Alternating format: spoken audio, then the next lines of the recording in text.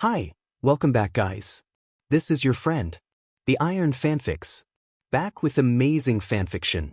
This is the series of What If Deku Joins Bungu Stray Dogs Detective Agency. Now before starting, please give this video a like and subscribe to the channel if you want more videos like this. Now let's get into the fanfic. How did the stakeout go, sensei? The man drew a harsh breath in as he shakily sat down. We found more info on the guy. He shuffles the papers in his hands, but we gotta go somewhere first. He quit and found another job. What kind of job is it, sensei? Aizawa Shuda's eyes hardened, a detective at the Armed Detective Agency. Probably everyone in the underground knew of the Port Mafia. A ruthless organization who works to kill, but they have a legal business license and have control on almost every industry out there. And those who know of the Port Mafia also have an idea of the Armed Detective Agency and their love-hate relationship. Nobody knows why the ADA, an organization made to help people, actually has some sort of relationship with the most notorious group in the villain industry. They're hand in hand with the police. Aizawa reads from his observations. The police often hire them because they're that good. And the government here in Yokohama also acknowledges their skills. That's so cool. What are we waiting for, sensei? Midoriya Izuku beams, green eyes twinkling at the sight of the building in front of them. Aizawa doesn't know why he decided to take this problem child with him for his investigation of the Port Mafia, but surprisingly he does not regret it one bit. Okay, let's go. And no babbling. Got it. Turns out, the Armed Detective Agency's main office wasn't on the first floor. They had to ask a nice polite man with an equally loud redhead where it was from a nearby cafe. Thank you. Izuku bows at them, smiling sweetly. Don't come back here ever again. The name tag on the waitress' shirt reads, Lucy. The man flashes them a polite smile before resting his hand on her shoulder. Lucy-chan, please don't be rude. They're heroes. She merely huffs with crossed arms. I don't care. The agency is way cooler than them. The last part is muttered quietly just for her ears and no one else's. Aizawa spares them a curious glance before he follows his bouncing student out the door and into the elevator. They seemed nice, and the cafe looks cute too, Izuku comments, pressing a button for the fourth floor. We should have coffee later after the mission. The teacher only grunts, but he can't say he's looking forward to the sweet bitterness of coffee that'll wake him up just right. The elevator finally dings and the door slides open. Let's go, sensei. Dazai Osamu was a peculiar man. Everybody near him knew this fact. Not only is he a suicidal maniac, he's also a former executive of the Port Mafia, a murderer, yet they accept him despite this.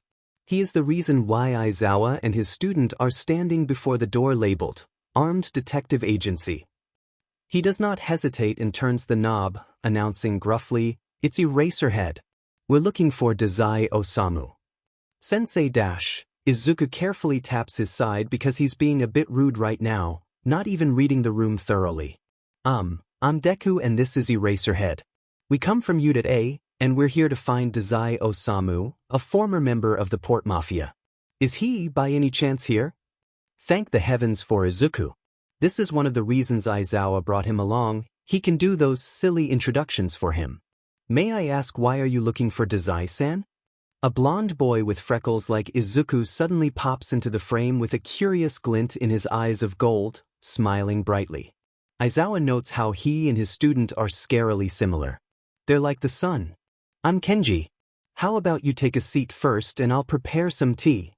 Aizawa is about to cut him off because they have more important things to do when the door across the room suddenly slams open. Meetings are such a bore. Don't you agree, Kunikida-kun?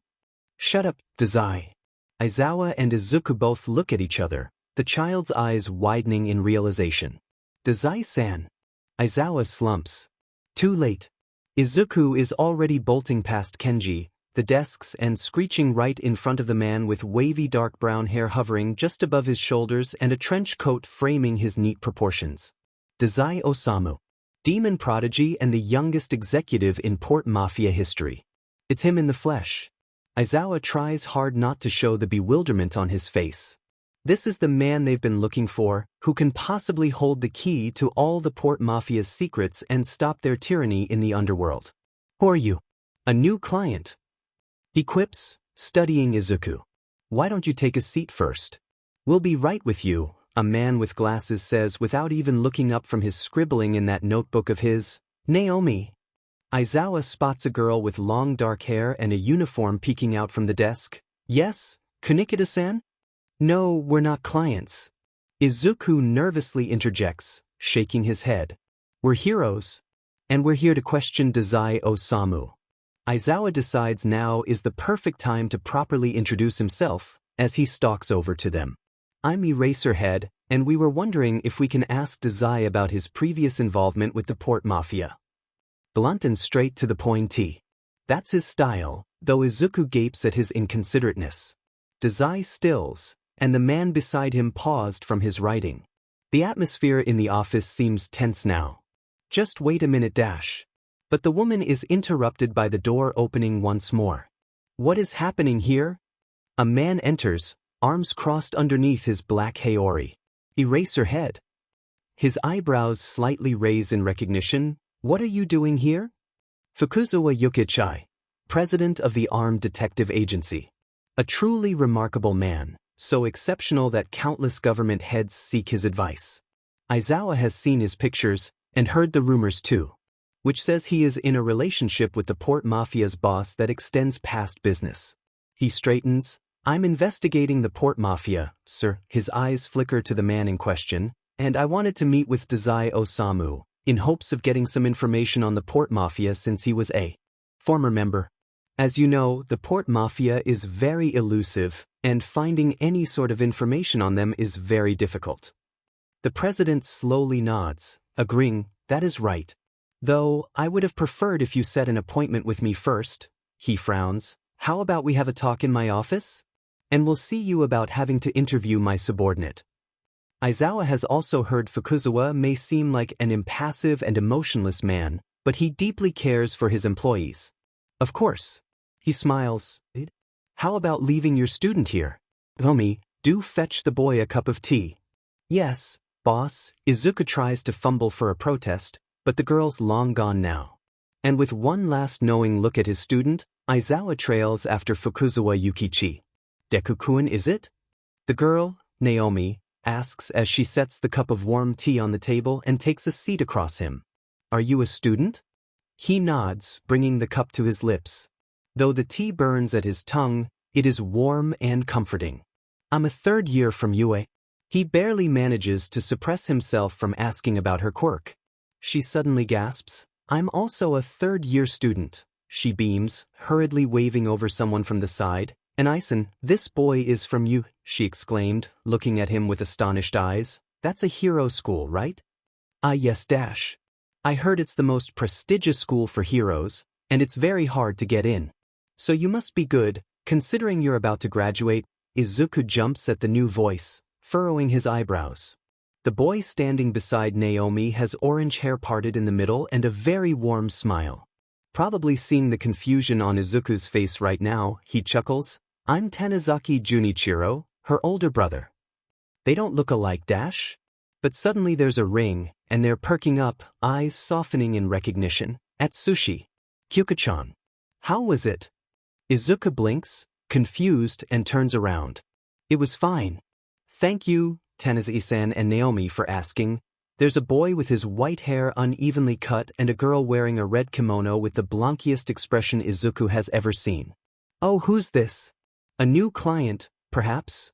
He's about to answer when he's cut off. Apparently he's a hero and they're looking for me because of the Port Mafia, Dazai coolly says, sliding into the seat next to him. He crosses his legs, looking at Izuku curiously. I do wonder why they're being persistent with the Port Mafia. Because they're heartless murderers. This is the man who killed more than 100 people in cold blood. He has committed an unimaginable number of crimes. Izuku recounts his conversation with his teacher last night. Why would he quit the Port Mafia though? He was making history, being the youngest executive and a prodigy at that. Why suddenly join the opposite side? His teacher had scratched his chin, deep in thought. That is why we're going to the armed detective agency tomorrow. To find more about this Dazai Osamu and the agency's mysterious relationship with the Port Mafia, his gaze had turned determined. We're going to put a stop to their wrath. Midoriya, be wary of the members of the armed detective agency. You don't know what their intentions are, so do not waver just because they seem to be kind. That's the warning Aizawa said to him before they entered the building earlier today. Kyuka-chan, let me get you water and snacks, okay? Naomi said to the young girl as she stood up. Deku-kun, it was nice meeting you. Good luck. With one last grin, she hops to Kyuka and snakes an excited arm around her shoulders. Tanizaki watches after them with a fond smile before his gaze shifts to Izuku. Well, I better get going. I got some documents to sort. He chuckles awkwardly, hand scratching at his nape, gesturing to the pile of papers on what Izuku assumes is his desk. He smiles up at him. It's okay. Thank you. Then Tanizaki's out. Hey, Deku-kun, can I ask you something? Oh, he nearly forgot Dazai Osamu was sitting beside him.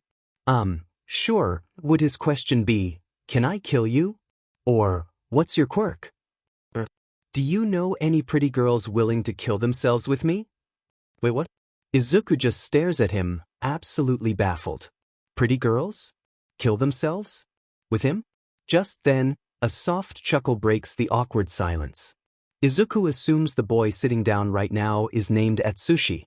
Dazai-san, please do not bother our guest. He sighs exasperatedly at the man. I'm sure Chuya-san would flip out if he discovers you're still talking like that, he adds with a cheeky smile, before his lips settle into a polite one, gaze focusing on Izuku now. I'm Nejima Atsushi, nice to meet you. He then reaches a hand out, which the other awkwardly takes and shakes. He says. May I ask who this Chuya-san is? He questions hesitantly. For a moment, they just stared at him as if he lost his mind. Then they burst into laughter. Yes, laughter. Dazai is cackling beside him, and Atsushi is suffering from fits of chuckles. I'm sorry, Deku-san. I forgot you're new here, Atsushi apologizes, barely holding back his threatening smile of amusement. Chuya-san is the man Dazai is absolutely smitten with. Hey! Smitten? Izuku blinks. Twice. Then it all clicks. Dazai is dating someone. The man he's heard of being ruthless, notorious, and demon-like gave his heart to another person. I'm not smitten with Chuya. Absolutely not. I detest him, snaps Dazai, slumping into the chair and crossing his arms. But then his eyes widened, flaring at Atsushi. Don't tell him I said that, Atsushi-kun. Or else, maybe I'll consider repeating what Akutagawa-kun did to you last year. Izuku may not know what he means, but it must be very bad, considering Atsushi just turned the same color as his hair. I won't tell him, Atsushi promises, and Izuku observes a slight shiver sweeping through the other's body. Now, Deku-kun, may I ask why are you heroes looking for Dazai-san? He tilts his head to the side. Curious. Because he's a murderer. Because of the Port Mafia, is what he replies. They are wreaking havoc underground and Aizawa-sensei wants to put a stop to it. What they're doing is wrong, so because of Dazai-san being a former executive, we think he may have some information.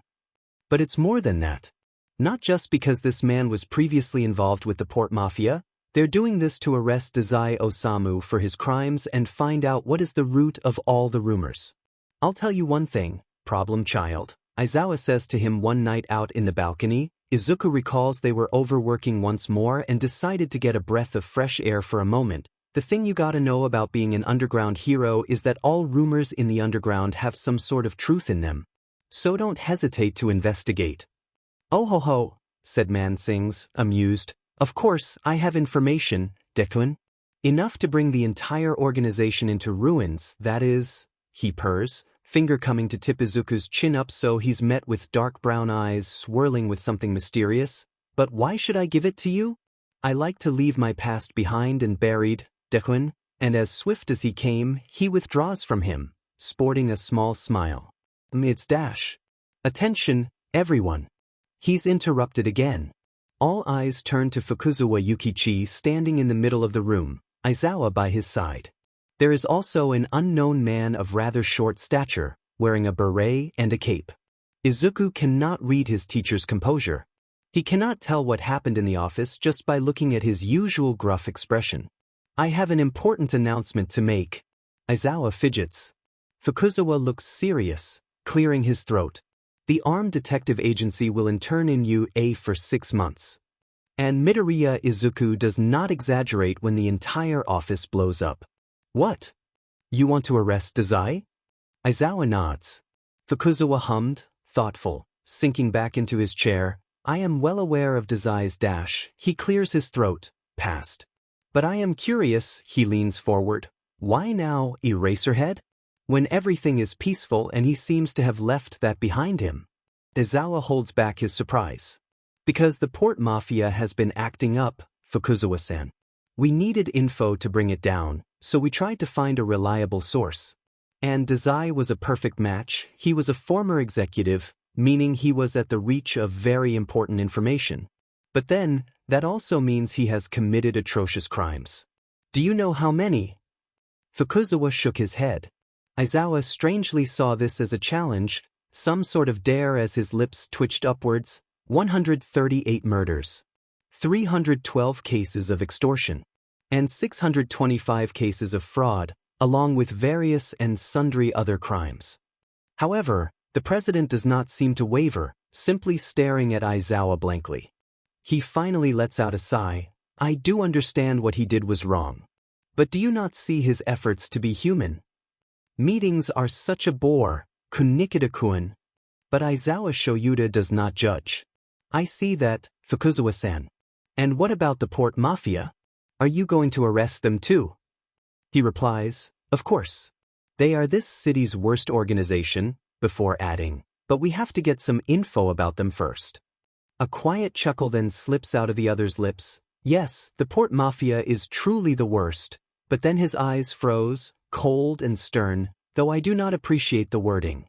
Aizawa inhales, adjusting his composure as he awkwardly clears his throat.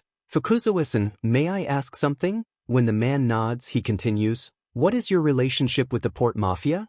You are an organization for goodwill, so why associate yourself with something like the Port Mafia? Then he smiles. It's mysterious and rare. You must have heard the rumors, Eraserhead, he remarks. It would be a bit too strong of a word though. Let us just say me and the Port Mafia head have a deal. There's something strange in his faint smirk, a brief flicker of something sinister in his peeking teeth, but Aizawa chooses not to comment on it. Instead, another idea comes to him. I have a proposal, he announces. Fukuzawa's eyes slightly widened, but there's curiosity in them. And it would greatly help if you can have the Port Mafia on this too. He smiles. Let's hear it then. And that's how they ended up here. So, you're saying we have to work at U.A for Dazai? A woman, Izuku does not know her name, questions. But it's not out of pure curiosity, because when Fukuzawa nods, she explodes. Boss, are you crazy? Nope, never. Wait, I'm getting arrested? Dazai-san, you should have seen it coming really. Atsushi-kun. And the Port Mafia is participating? Kunikida, he believes, raises his hand. Fukuzawa nods. Think of it as a test. A test to see if you're really worth being a detective or not. But I'm already the world's greatest detective. Wails the unknown stranger from behind. Aizawa visibly flinches, but Fukuzawa is not fazed, staring him down. Do I also have to participate? It's too much work. Yes, Ranpo. Atsushi lifts his hand. Boss, why do we have to do this though?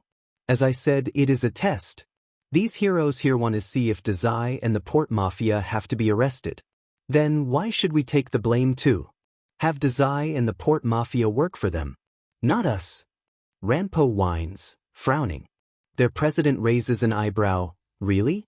Even I will admit, the armed detective agency has done things we're not proud of. That's why I agreed. We can all learn from this. So we become students? Izuku assumes the young girl is named Kyuka, and he also assumes Fukuzawa has a soft spot for her, judging by the way his eyes calmed down the moment she spoke. Yes, Kyuka, he answers gently. You, Atsushi, Tanizaki, Kenji, Yasano, Dazai, Kunikida. And Naomi and Haruno, Even if they don't possess abilities, they will intern under the teachers as part-time. Abilities? Izuku seems to have accidentally blurted that out when Atsushi giggles. They're quirks. We just call them abilities, he explains before adding, Haruno-san and Naomi-san are what you would call quirkless, but they don't let that get in the way of their job. Izuku takes a moment to gawk at the clerks. He spent roughly his entire life dreading over his lack of a quirk. He has been hit with explosions upon words of knives. But they don't seem to mind. They're actually beaming at Fukuzawa right now. But what about the agency, boss? You'll still be on alert, of course. But take this incident as an opportunity to learn more about the world of heroes. Why should I?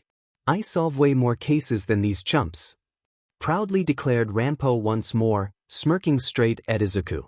Fukuzawa gave an exaggerated sigh. Ranpo, please.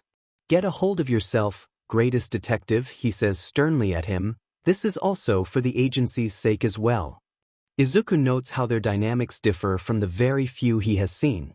Fukuzawa looks upon this Ranpo with discreet fondness, hidden beneath his layers of calm and seriousness, while the other, though seemingly stubborn, is actually considerate.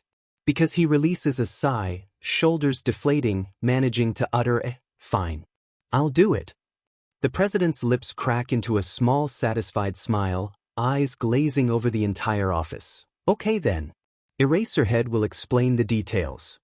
Wait, the Port Mafia agreed that quickly? Izuku gaped at his teacher, completely bewildered. It was only a day after the announcement of the program. Even the faculty at UDA had a hard time processing it, though they eventually agreed, saying it would be a perfect opportunity for monitoring. But the Port Mafia? Aizawa nods. Fukuzawa-san told me this morning before he left for UA that the Port Mafia is already at the agency and he's already taken their leader with him. Izuku gawked at him. Just what is exactly between the Port Mafia and the ADA? However, his thoughts are interrupted. Morning, everyone. A certain blonde with a blinding smile waved at them, freckles glimmering in the morning sunlight. Izuku rolls down the window, waving back just as enthusiastically. Morning, Kenji-kun.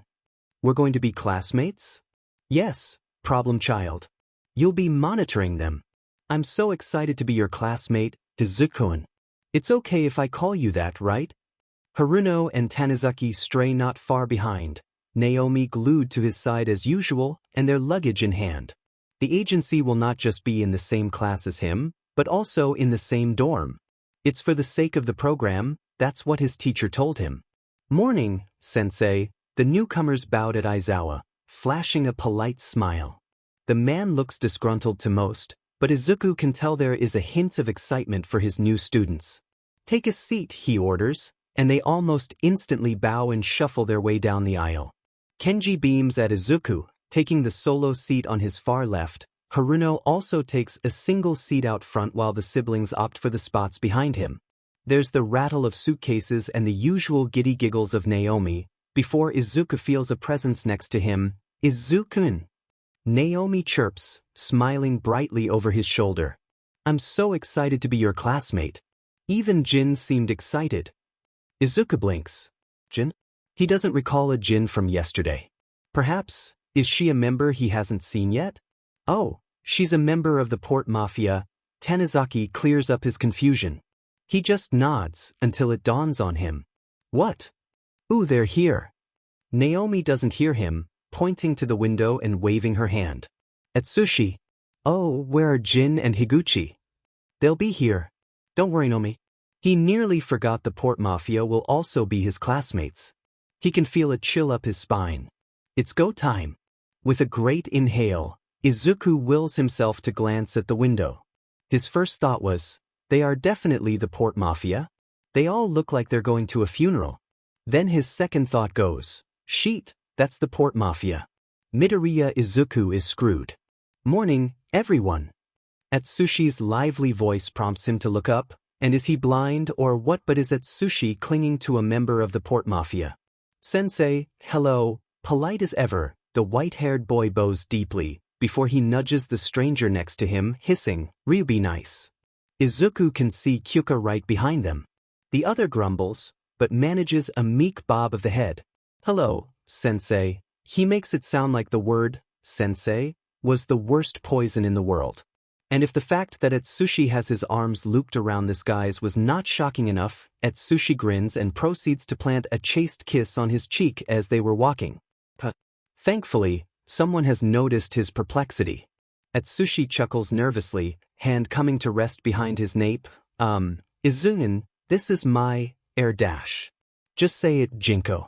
If not, then I'll say it, the man huffs, crossing his arms. Ryu dash. He promptly ignores, and with a glare directed straight at Izuku, he says, "He's my boyfriend, Pipsqueak." He snarls, wrapping an arm around Atsushi in a possessive manner, dark eyes flaring. Atsushi frowns. "Ryu, don't be rude," he chides quietly before sending a kick to his boyfriend's shin. The low hisses of pain fall on deaf ears as Atsushi flashes Izuku his usual grin. "This is my boyfriend, Akutagawa Ryunosuke." His boyfriend is from the Port Mafia? Izuku feels like he's about to faint, but manages a small yet rather shaky smile. "I see. You can take your seats." "It's pretty shocking, I know," Kenji quips from beside him. "They used to kill each other all the time," he exclaimed, golden eyes wandering to the couple who decided to take refuge out back while Kyuka took the seat in front of them. It all stemmed from rivalry or hatred. Izuku muses until, "Dazai, keep your filthy hands off me." A storm of orange and rage just swooped in, followed by a certain dark-haired detective, grinning brilliantly as he was draped over this man's back. "Chia. You," he wails, nuzzling his nose against his cheek. "Chia? The man Dazai-san is in love with?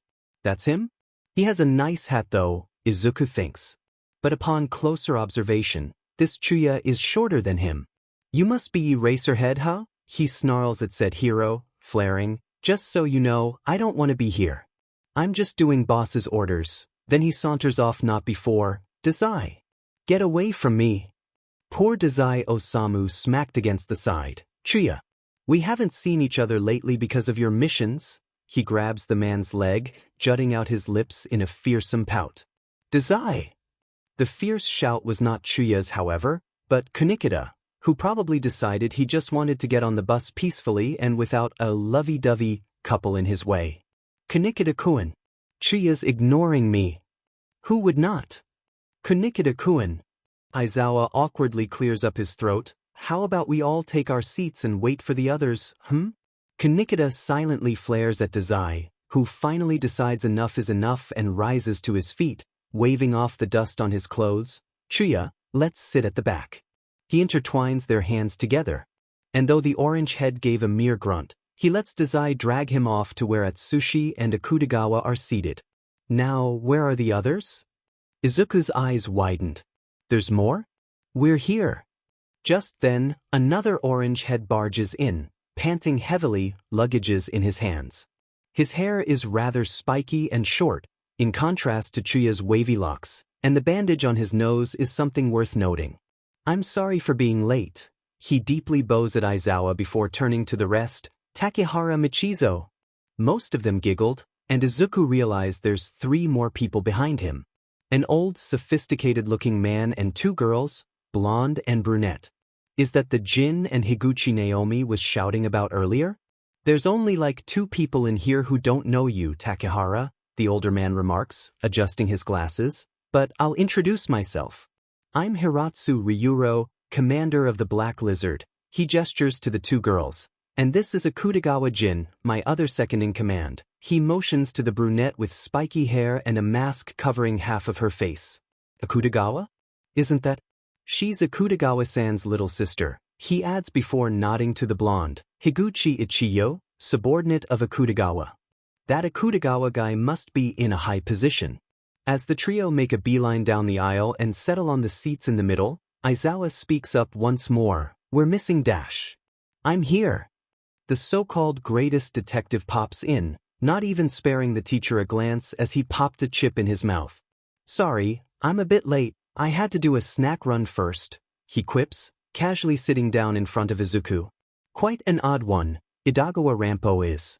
But he lives up to his title as a great detective. Izuku has heard police constantly seek his advice for every case. Lastly, Dr. Yasano is on his tail, briefly nodding her head at Aizawa before taking a seat right out front. Izuku had learned her name yesterday and he can't say he's in awe of her intimidating presence. His teacher was slightly relieved. Okay, let's get a move on. Izuku can't tell you how he loved to hear the crank of the bus's engine. It took so long just to take off, he sighs to himself, slumping in his chair. Even though it's only morning and the day barely started, he's exhausted. The stress, the anxiety, it was too much, really. Finally, some peace and quiet. Just the idle chatter of the agency and Port Mafia, the rumbling of the bus as they ride through the bustling highways and the explosions. He heard something. What was that? Naomi asked worriedly, and Izuku can hear her frantic sounds of movement. Aizawa's eyes narrowed as he discreetly wrapped his fingers around his capture weapon, glancing out the window. He stiffens. There's been a villain attack. There's been a villain attack. Midoriya Izuku immediately rises to his feet. More explosions in the distance. Aizawa is slipping on his goggles and letting his binding cloth between his fingers. They both watch the surroundings with extreme caution. The pro-hero tells the driver to stop the vehicle, which he does, and now, they're still. Stay back, I'll handle this, he says in a ready stance, reaching for the door. Don't. Chuya's blank tone breaks through the tension in the atmosphere. What? Izuku and Aizawa both stare at the mafioso as if he just grew another head.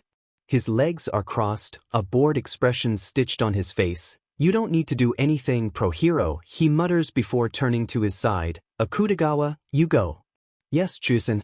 Izuku can only stare in awe as black cloth shoots up from Akutagawa's back, plunging through the bus ceiling. Is that his quirk? What on earth are you doing? Aizawa growls, but Chuya does not waver. His teacher becomes even more furious, shaking shoulders and clenched fists as he approaches. But, do not, pro-hero, Rampo speaks up, his tone serious, putting a hand out to stop Aizawa from going any further down the aisle. It's not what you think it is. His eyes shake. Then what is it? Izuku's about to stand up to calm his teacher down and teach the mafioso a lesson when a loud crash makes him halt. Another black tendril from Akutagawa just punched the ceiling, creating a hole. Izuku tilts his head to the side. Is he doing what I think he's doing? Is he making a place for someone dash? Fortunately, his questions were answered moments later. Wah! A desperate yell, followed by more explosions then. Akutagawa, let me go. Wait a minute, the attacker knows Akutagawa? Izuku's gaze flickers to said man in instinct, and it's now he notices the cloth is pulling back as if a person whizzes down the hole and lands in the middle of the aisle with a painful thud. Izuku gapes. And, are those lemons? Kaji, you idiot. Chuya snarls, nudging the man's back with the tip of his shoe. Who told you to blow up stuff, especially when there are heroes here? His remark has no bite, however. The mafioso has actually a faint smirk upon his deceiving lips. Wait a minute, do you know this guy? Izuku questions nervously. Suddenly, the said stranger scrambles to his feet so Izuku has a better view of him. Cinnamon-colored bangs evenly cut on his forehead, purple goggles, a worn-out lab coat and a string of lemons across his chest. He gasps, leaning his face close to Izuku to inspect him. How come you don't know me? The greatest scientist of all time, he cackles. Izuku notes he almost has the same inflatable ego as Rampo, though this guy is more on the loud side. I ought to bomb you here and right now, he haughtily declares, before holding out. Are those lemons? Does this guy have an obsession with lemons or something? Please don't, Kaji-sen, says Atsushi, expression slightly uneasy. They are still heroes. Well, that is why I want to bomb them. Who on earth is this guy? His teacher looks baffled at best, but he hesitantly brings down his capture weapon. Hiratsu clears his throat. His name is Kaji Motojiro, a member of the Port Mafia, he gestures, and he'll be joining us today. Aizawa's eyebrows slightly scrunched together, perplexed, but I did not see him on the list. Chuya huffs. Well, that's because he insisted on coming, he scoffs at the subject. Boss said, sure. Aizawa looks like he's about to lose his patience with the snarky redhead, but he's not on the list. He repeats, I won't be allowing this. The mafioso's gaze darkened. You dash. You are the one who begged us, right? To have the Port Mafia study at your stupid school. Akutagawa answers bluntly for his senior, and we are here, so is there a problem? One person is nothing, pro-hero. If looks can kill, Izuku would have been buried by now. He feels bad for his teacher, though, giving an exhausted sigh and a pinch to his nose bridge. Izuku can practically hear the gears turning in his head. Fine, but this is the first and last time. Chiya smirks. Oh, don't worry about that, hero. This is the last surprise of its kind. Meaning there are more surprises, Izuku deduces. But he can't worry about the executive's sly wording, because there are bigger problems right now. Sensei, what do we do about the roof? He pointed to the ceiling where a huge gaping hole opened up. The rules of physics do not rule in their favor at the moment, unfortunately. Akutagawa. Atsushi whines at his boyfriend though he ignores. Chiya-san asked me. Yeah. Don't blame me, said man snaps at him. Blame Kaji? Chiya-san. An exasperated sigh makes them all shut up. It's Kanikida, stern gaze fixated on his notebook but a frown dances on his face. How about take a seat? Or I might get Yasano-sensei to cut up one of your limbs to get the point across. Izuku catches the sinister smirk the doctor is sporting out in the corner of his eye. Kaji trembles, shaking his head and scrambling to the nearest seat. Even Izuku grimaces a bit. The only thing he knows about Yasano is that she's the sole doctor of the agency. Though he would like to add, the members seem to be a tad bit nervous around her. She does seem intimidating. Kanikida nods, satisfied, and I already made some tools. He scribbles something and pulls out a screwdriver from the FING notebook. Followed by some bolts. Oh my gosh.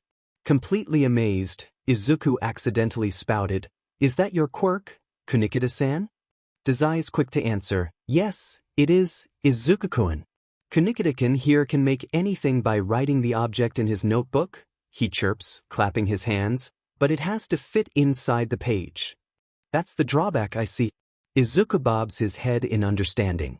That's amazing, Kanikida-san, he exclaims, beaming at the older man. Kanikida gives an awkward cough, muttering, Thank you, before, Kenji, you fix it? And Hiratsu-san, please grab some metal. Sure. Izuku watches in confusion as Hiratsu, with Kenji skipping right behind him, walks down the aisle and quickly slips out the bus. His gaze flickers to Kanikida for some answers. What are their quirks? See for yourself, Izuku. Atsushi smiles mysteriously at him. Seconds later, the bus doors slide once more and Hiratsu and Kenji come marching in. And is that a metal plate? I managed to snag this. Kenji sings, proudly holding the piece of metal that probably weighs tons over his shoulder. Izuku gawks. Is super strength his quirk? Then what about Hiratsu? He finds that out in a few moments as Kenji, balancing himself on Dazai's shoulders, he was the tallest one so Kanikida forced him, tosses the metal to the old man. And what does he do? Well, he simply touches his palm on it and the metal bends. As if some piece of steel was baking dough. Hiratsu gives it back to Kenji, who manages to screw the thing to cover Akutagawa's damage. Metal manipulation? Izuku blubbers as the two casually take their seats. Kenji whines to Kanikida about being hungry, while Hiratsu nods, I guess you can call it that. It's like Chisaki's quirk to assemble and disassemble matter with his bare hands. But with Hiratsu Ryuro, he can manipulate metal at will. He vigorously writes all the details and observations of their quirks in his notebook. Izuku-kun, what's that? Naomi's voice over his shoulder brings his head back up. A notebook? Embarrassed, he flushes and wants to bury himself into his seat right now, but he musters a bob of his head. Yes, I like to take note of the quirks I see. Like their strengths and weaknesses, he mumbles, discreetly slipping the notebook back in his bag. That's amazing. Thank you. Aizawa's awkward cough silences them. Can we get a move now? He asks, eyes sweeping over the seats with suspicion, though they linger on the Port Mafia more than the others. No more surprises? That one goes for the eccentric Kaji who's busy staring at the window in awe. Let's go. Finally, Aizawa groans out, telling the driver to go. And they finally set for UA. Without any trouble. The day started out as normal. She woke up, had some breakfast made by a certain furious blonde, dressed up and walked to school with her friends. Todoroki-kun? The boy looks up at her, blinking in confusion. Do you know where Deku-kun is? He said he was on a mission with Aizawa-sensei, but it's almost time. Her voice trails off, gaze wandering to the clock. Uraraka. Ida's usual sharp voice halts her thoughts. Please go back to your seat. But Deku-kun's late. He's never late, even on missions with Aizawa-sensei. She frets, biting her lips, beginning to walk in circles now before Todoroki's table. What if he got hurt? What if they got hurt? Ida's class representative demeanor seemed to tear off a little at the sight of his friend's worry. Don't worry, Uraraka. They'll come before class officially starts, he says gently while Todoroki silently nods in the background. Then it's back. Now get back to your seat. Uraraka thanks him with a smile, slinking her way to her respectable table. The bell rings, but it makes her heart pound even more, hands gripping her table sweating. A few minutes pass in casual chatter. Where's Aizawa-sensei? Whined Kaminari as he stretched, yawning. He said he had something to pick up with Midoriya? Their vice president adds in the background, concern laced in her usually calm manner. Midoriya-kun said their mission was a surprise. Quips Mina. Uraraka can see her beaming with excitement. I wonder what it is. Do you know what it is, Boom Boy? She shouts across the room. It's normal when Bakugo responds with explosions and snarky growls, furiously sticking his hands into his pockets, legs crossed over his table. How am I supposed to know? I'm not friends with that demon nerd. Language, Bakugo. Ida yells back. And sit properly. Despite the annoyed grunt he gives out, Bakugo actually uncrosses his legs. Uraraka merely shakes her head at his antics. Deku, where are you? Her eyes shift to the clock on the wall once more, worry fogging up her vision. But when all hope seems lost and she can sense Ida's itching desire to stand up and call for a teacher, the door slides open. Morning, Class 3. She perks up. Aizawa-sensei. But then her eyebrows furrowed. Is it just me, or does sensei seem more tired than usual? It also seems like her classmates noticed, a round of concerned murmurs and whispers in the classroom. As you've heard, I went on a mission with Midoriya. They all bob their heads in response, as he continues, and the result of this mission is new classmates. They're about to nod once more when... Wait, new classmates? Kaminari spoke for the entire class. Sensei, what do you mean? There's murmurs of agreement, so Aizawa clears his throat. Has anyone heard of the Port Mafia and Armed Detective Agency? Uraraka tilted her head, confused, just like the rest of her peers. Yes, Sensei. With the exception of their class representative, of course, enthusiastically raising his hand. I heard it from the news. The Armed Detective Agency is an organization of detectives based in Yokohama. The police often seek their help in cases. The whole class listened to Ida with great attention. On the other hand, the Port Mafia is a criminal organization. That is dash. Inaccurately incorrect. A voice growls from outside. Uraraka only sees a flash of orange hair and a black coat. That's not even grammatically correct, Chuya-san. Another cries out, and she spots frantic arms trying to pull this Chuya-san back. Let me go, Takehara. I ought to teach these brats a lesson. Everyone grimaced. The voice burning with fury reminded them a lot of a particular blonde with anger issues.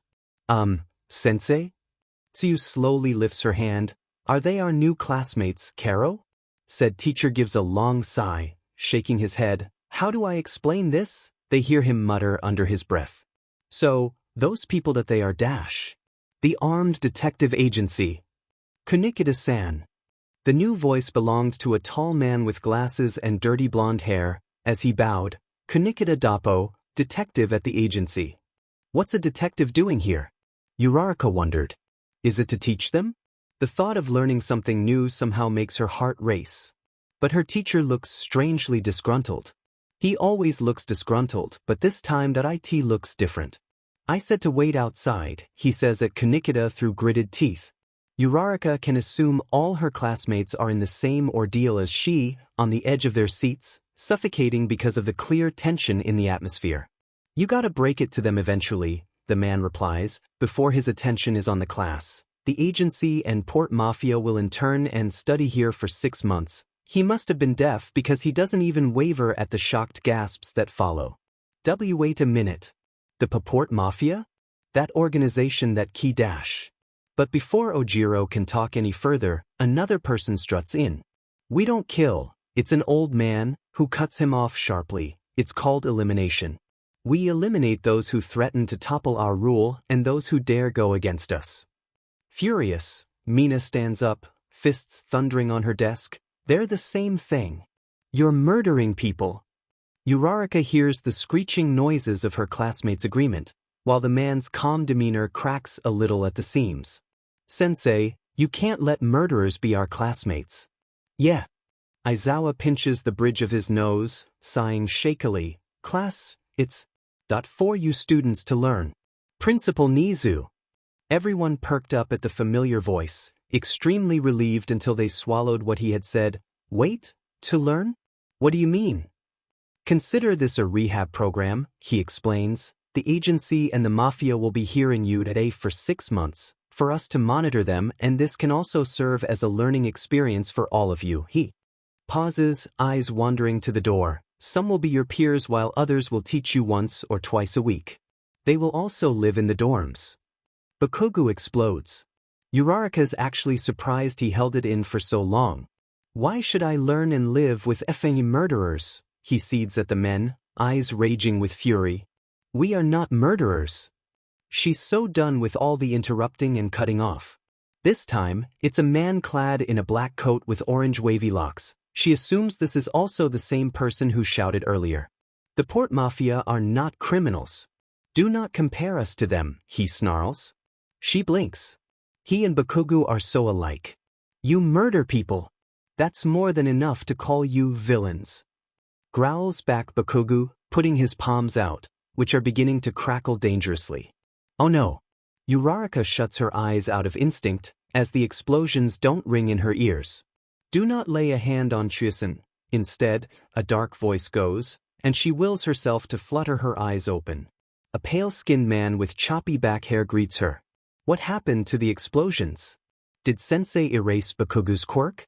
That theory is immediately thrown out when her gaze shifts to the side. The explosions were not erased. In fact, they were stopped. Not by a person either, nor a thing of some sort. It looks as if the explosions stopped in midair. Are they? She squints. Are those? Don't go acting savior, Akutagawa, Chuya huffs. I could have thrown the brat halfway across the world. Black tendrils. That's what she would describe the weird dark matter materializing behind Akutagawa. Is that his quirk? And then as quick as they came, they withdrew and Bakugu's explosions just poofed into thin air. Like clouds. Class 3A stared in shock. Both of you, please refrain from using your quirks as much as possible, grumbles their teacher. Akutagawa has the audacity to roll his eyes. Yeah, sure. And where is that problem, child? That Uraraka realizes. Due to the chaos of the Port Mafia and agency, she's completely forgotten about her dear friend. Oh, how terrible of a friend. She was just worrying about him several minutes ago. Another head peeks out, auburn spiky hair and a bandage on his nose. Midoriya? He's with Dash. We're back. There. She beams. A familiar mop of messy green hair and freckles glowing under the sun. Sorry, Sensei. Kyuka-chan wanted to use the toilet and Dazai-san tried to jump off the roof. So Dash, he pauses, finally taking the time to read the room. Everyone's staring at him with a single message. What on earth is this? He blinks, staring at Aizawa, innocently asking, so what did I miss? But then suddenly, a lemon rolls in. Huh. Everyone simultaneously blurted out. Deku looks down and screams. Kage-san. Well, you know what they say. If you got lemons, explode them in people's faces. Yasano-sensei. You're killing him. So. Utter chaos. If Aizawa Shoyuda had to choose a word to describe the scene before him, it would be chaos.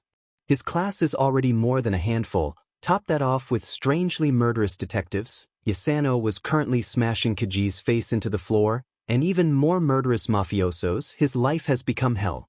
Why did he suggest this in the first place anyway? Right. To keep an eye on the Port Mafia and one Dazai Osamu. We'll have to wait for about 20 minutes, he informs his students, glancing at the clock across the gym. The robots will try their best to at last make the classroom usable. Homeroom barely finished, yet their classroom entrance was blown to smithereens by a lemon bomb. He had to evacuate his students to Gym Gamma for a while, and he sent his exploding problem child to the teacher's lounge. I just wanted to test U.A's durability. How would the best hero school fare against a lemon bomb? Is what Motojiro Kaji shouted as Aizawa cuffed him. And currently, one of his problem children, together with the agency, is trying to restrain him. Though he's failing. Yasano-sensei. She sent another punch to Kaji's guts. Aizawa gives a sigh, turning to flare in their direction. Dr. Yasano, please refrain from using violence. Or we'll have to take him to Recovery Girl. If you keep this up, the man's bruised all over, tucked into a pathetic ball on the ground. She shrugs her shoulders, sneering down at Kaji. Some punches won't kill him. Sensei. His class starts, and their drawn-out tone indicates one thing: complete, utter disbelief. You aren't actually serious that the Port Mafia and agency will become our classmates, right? That guy tried to blow us up. The Mafia are murderers, villains. We are not villains, brat. Chuya yelled out, Takehara having to constrain him once more. And you think we wanted to be here? It's all that shitty BSDRD's fault. Aizawa doesn't even have the energy to chide him for his rude language, merely observing as the orange head furiously pointed at a grinning Dazai. Chuya, you wound me. The man cried out from fake disappointment, pressing a hand to his heart. Can't you be a bit nicer to your husband? He flutters his lashes at Chuya, and Aizawa immediately turns away. Just to see the gobsmacked expressions of Class 3A. T'they're Mari married? Mina stutters out, shakily pointing at the two. But they're from different organizations. Argued Kaminari, can they do that? The principal already introduced the members on the way to the gym. Apparently, Aizawa thought in his head, inwardly rolling his eyes. He wanted to tell them they haven't seen anything yet. Chuya and Dazai's odd relationship was only the tip of the iceberg. Two are still looming in the shadows. His eyes unconsciously flickered to a certain white and dark duo, discreetly attached together behind Dazai and Chuya. Instead, he keeps silent. Sensei. Students. His shoulders relaxed at the voice. Just in time. I brought them. Who? His class exchanged perplexed glances. The Dazai and Chuya problem is temporarily in check. Aizawa doesn't need to guess who them is. These are the respective leaders of the agency and Port Mafia. He hears Nizu's state, followed by the hushed gasps and murmurs of horror from his students. Please introduce yourselves. Fukuzawa Yukichi, president of the Armed Detective Agency. Aizawa turns to the other man. He only heard rumors about him, but he is certain he is the one. Mori Ogai, leader of the Port Mafia. More terrified gasps.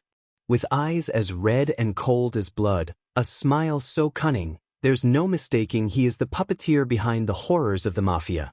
Pleasure to make your acquaintance. Aizawa stands in front of his students, giving the man a silent warning with his eyes. I'm Eraserhead, homeroom teacher of Class 3A. Mori cracks a small smile. Aizawa's not sure if it's amusement or something much darker. I heard a lot about you from Fukuzawa Dano. His eyes briefly flicker to said man. You must be the one who proposed this idea. Sensei. Aizawa ignores his students' choke strained with betrayal. He'll explain everything to them later. Yes, I did. I must say it is quite clever, he comments before whispering, but it is also quite foolish. Entrusting your precious students to the Port Mafia? He then leans in, red eyes twinkling. The people you call villains. Mori-san. He pulls back at Fukuzawa's sharp intervention. I apologize, Principal Nizu. I expect nothing less from the Port Mafia. The principal merely musters a tiny grin. Do not worry about our students, Mori-san. We will make sure to keep them safe. But I managed to bomb their classroom, Admiral of the Universe. You, BSD, when are you gonna shut up? A crushing blow and a pathetic whine. Yasano-sensei. Dr. Yasano. Fukuzawa addresses, and immediately, the woman halts, expression now neutral, the previous murderous glint in her eyes no more. Aizawa respects him, how much his subordinates trust him is truly admirable.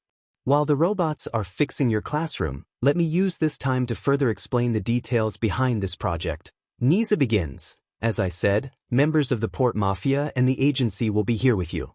Some will be your peers and others will become your mentors. At the hushed protest that followed, he paused. I know this is all a shock to you, but rest assured, this idea was approved with your safety in mind. Uraraka hastily raises her hand. But sensei, they're villains. We are not. Aizawa expected that, though thankfully, Takehara was quick to act and covered his executive's mouth. He discreetly glanced at Mori to see his reaction from the slander of his organization, but surprisingly, he looks composed, and Aizawa even sees a small sliver of a smile. Nizu nodded in understanding, but they are still people regardless. You will learn a lot from them. Like how to kill people? Aizawa hears Siro's mutter. Nizu lets out a long sigh. Have you students fought without your quirks? What? I am well aware you did not use quirks during your middle school days, he says, and now quirks are regularly used here in UD A in your preparation to become a hero, so is it safe to assume you never fought a fight without your quirks? He raises a curious eyebrow. The harsh truth stuns Class 3A to silence. Aizawa trusts his students' abilities. They have greatly improved from their times as first years. They're stronger and better, but he admits, they majorly focus on refining their quirks and the usage of it. Thinking up new tactics and special attacks, pinpointing their weaknesses and finding more strengths. They do not think of the possibility of a lack of quirks. I thought so, Nizu deadpants, and that is one of the reasons I agreed to this. The Port Mafia and the agency will teach you something we cannot. And that's fighting without your quirks. Is that even possible? Of course it is, Mori replies. My subordinates are well trained in that field. Knives, guns, grenades, the Mafia use a variety of weapons in place of quirks. And the agency as well. He gives a brief nod to Fukuzawa. Murmurs fly. Guns. The worst his class has seen were quirk-preventing bullets. They never held a blade either, let alone a gun. Let me introduce to you your mentors. The older members stepped up. We decided that your mentors should be above 20, and here's the result, explains Nizu.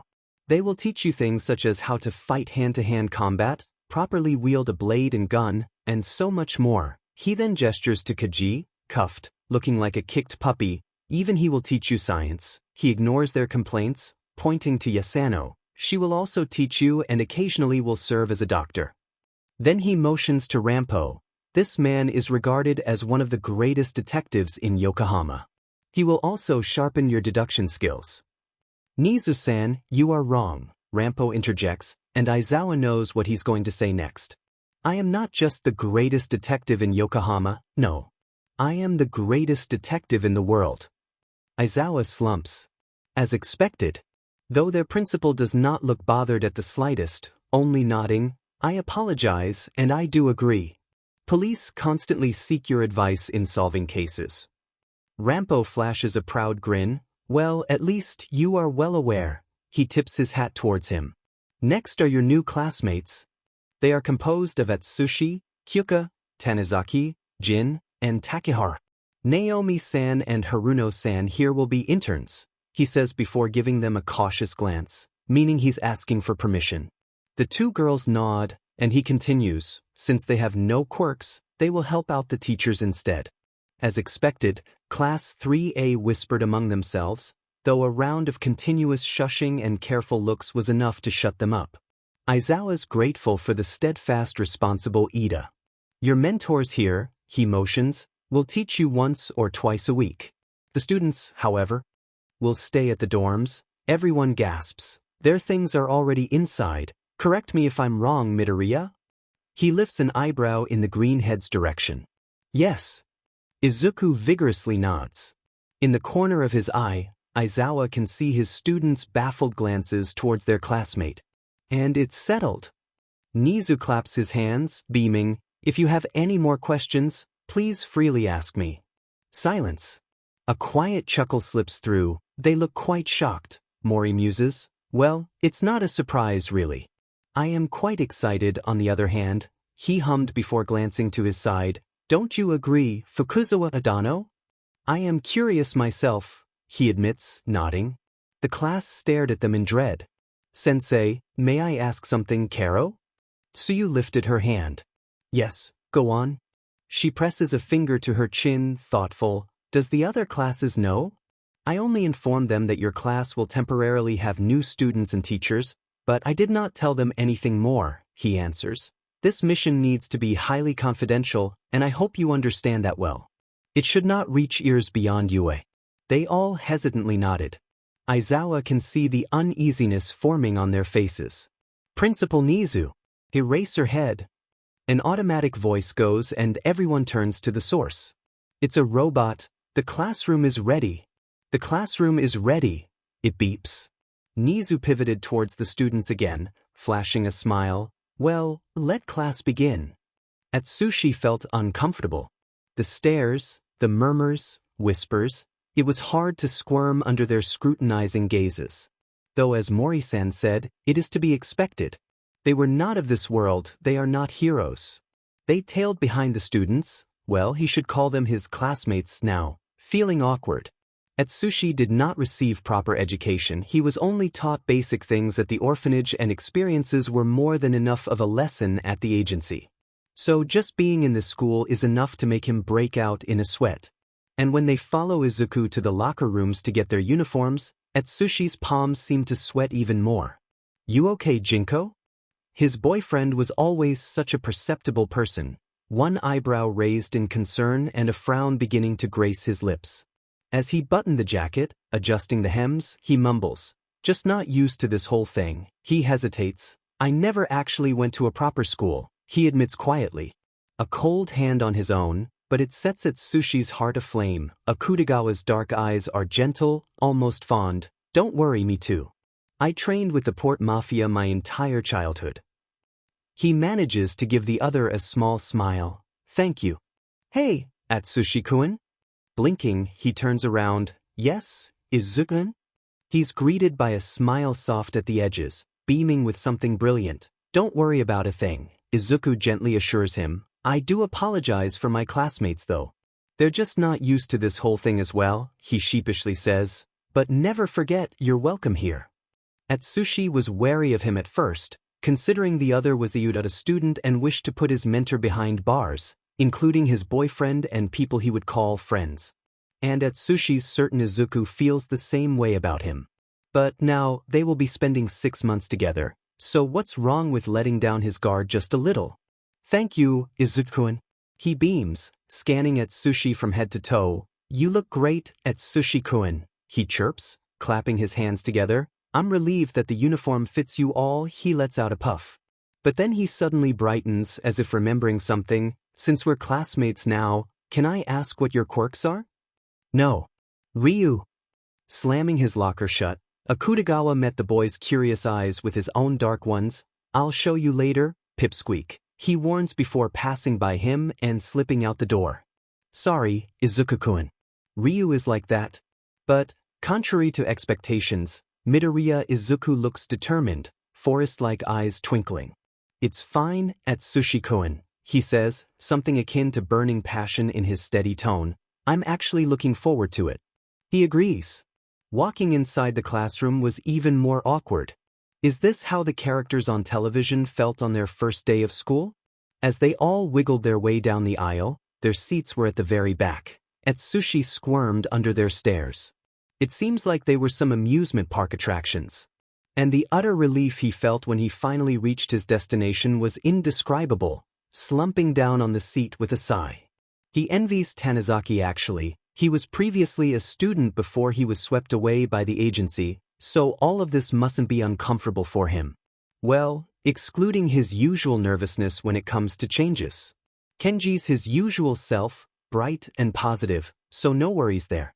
Kyuka looks a bit like him, biting her lips, hands neatly crossed on her lap, gaze fixated on the table, so he wordlessly gives her a smile of encouragement. Though he himself is unsure. On the other end, the Port Mafia members, the Akutagawa siblings, are their standoffish, cold selves, though keen-eyed Atsushi can see the slight nervousness on his boyfriend's face, and Takehara is looking at their surroundings with mixed awe and worry. Will they survive school? His worries are interrupted by the door sliding open, however, and a voice bellows, "Good morning, listeners." Present Mike-sensei. A man with tall, spiky blonde hair struts in. Atsushi briefly looks down at the schedule Aizawa handed to them earlier. First class is English. Atsushi blinks. He's screwed. His usually panicky self can barely string sentences in their native language. And they expect him to know a completely different one? He looks around. The others are starting to agonize in their seats.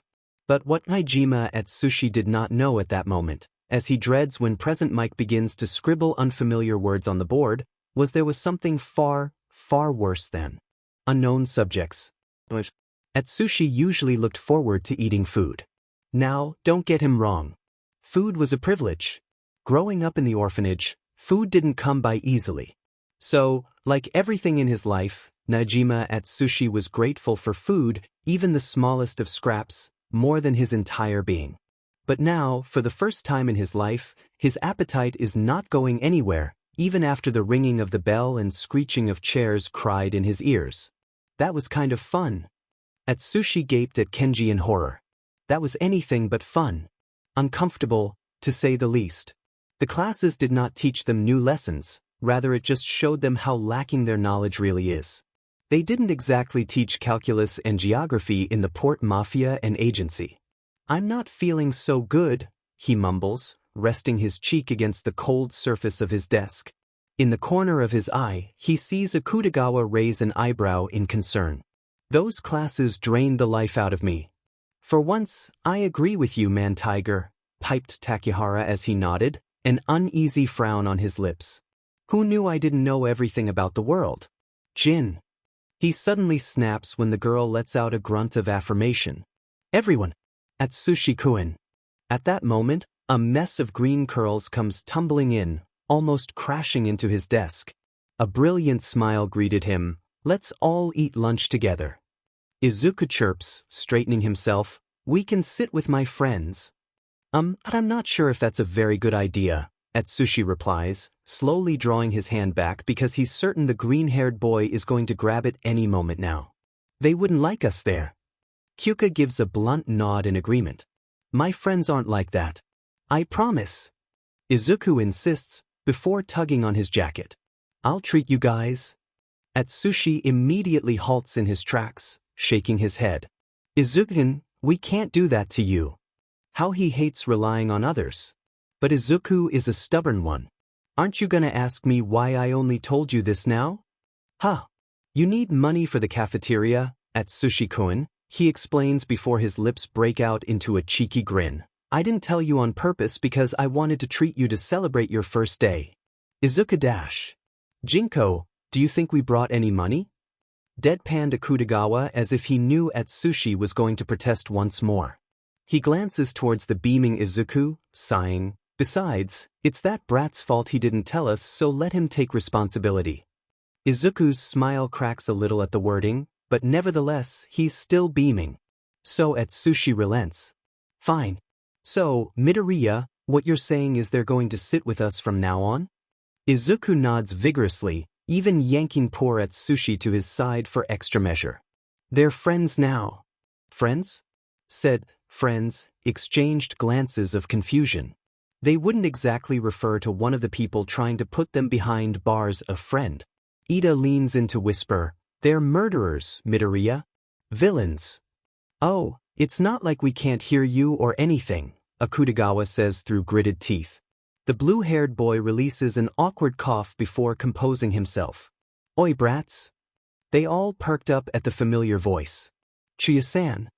Red wavy locks stand out from the flood of students. "Is that class 3 as new teacher? I'm so jealous."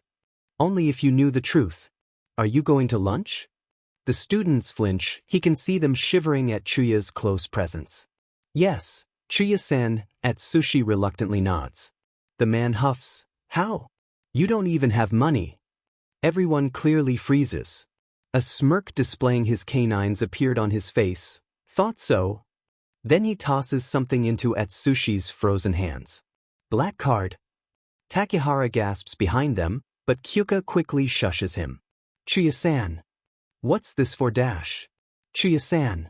And like the tornado from that cheesy kid story, Kenji comes swirling down, swiftly grabbing the card from Atsushi, raising it with such excitement on his face.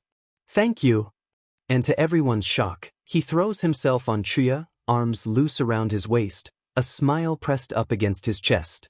Their jaws dropped even more when the mafioso merely patted the young boy's golden crown. Yeah, whatever, he dismisses as he gently forces him to let go. Just eat a lot. You too, Kyuka. She bobs her head. Sure, Chuya-san. Then he turns to the students, glaring. What were you saying to my subordinates? It's not a secret, no matter how much Chuya tries to hide it, that he cares for his subordinates. He even came to care for the agency members. I was just asking my friends if they can sit with us, Chuya-san. Oh, the panic on their faces. Wise. We agreed. Akutagawa clicks his tongue. It took one of the executives of the Port Mafia for you to surrender? Chuya sneers. Thought so. Then he turns to them.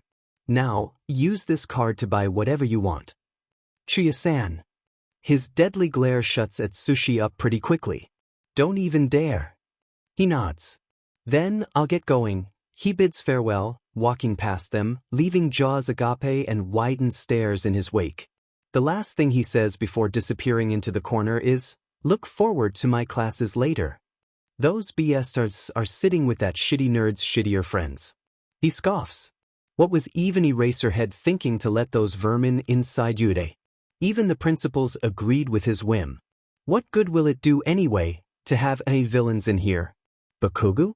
How about we have some Ludash? Shut up, shitty hair.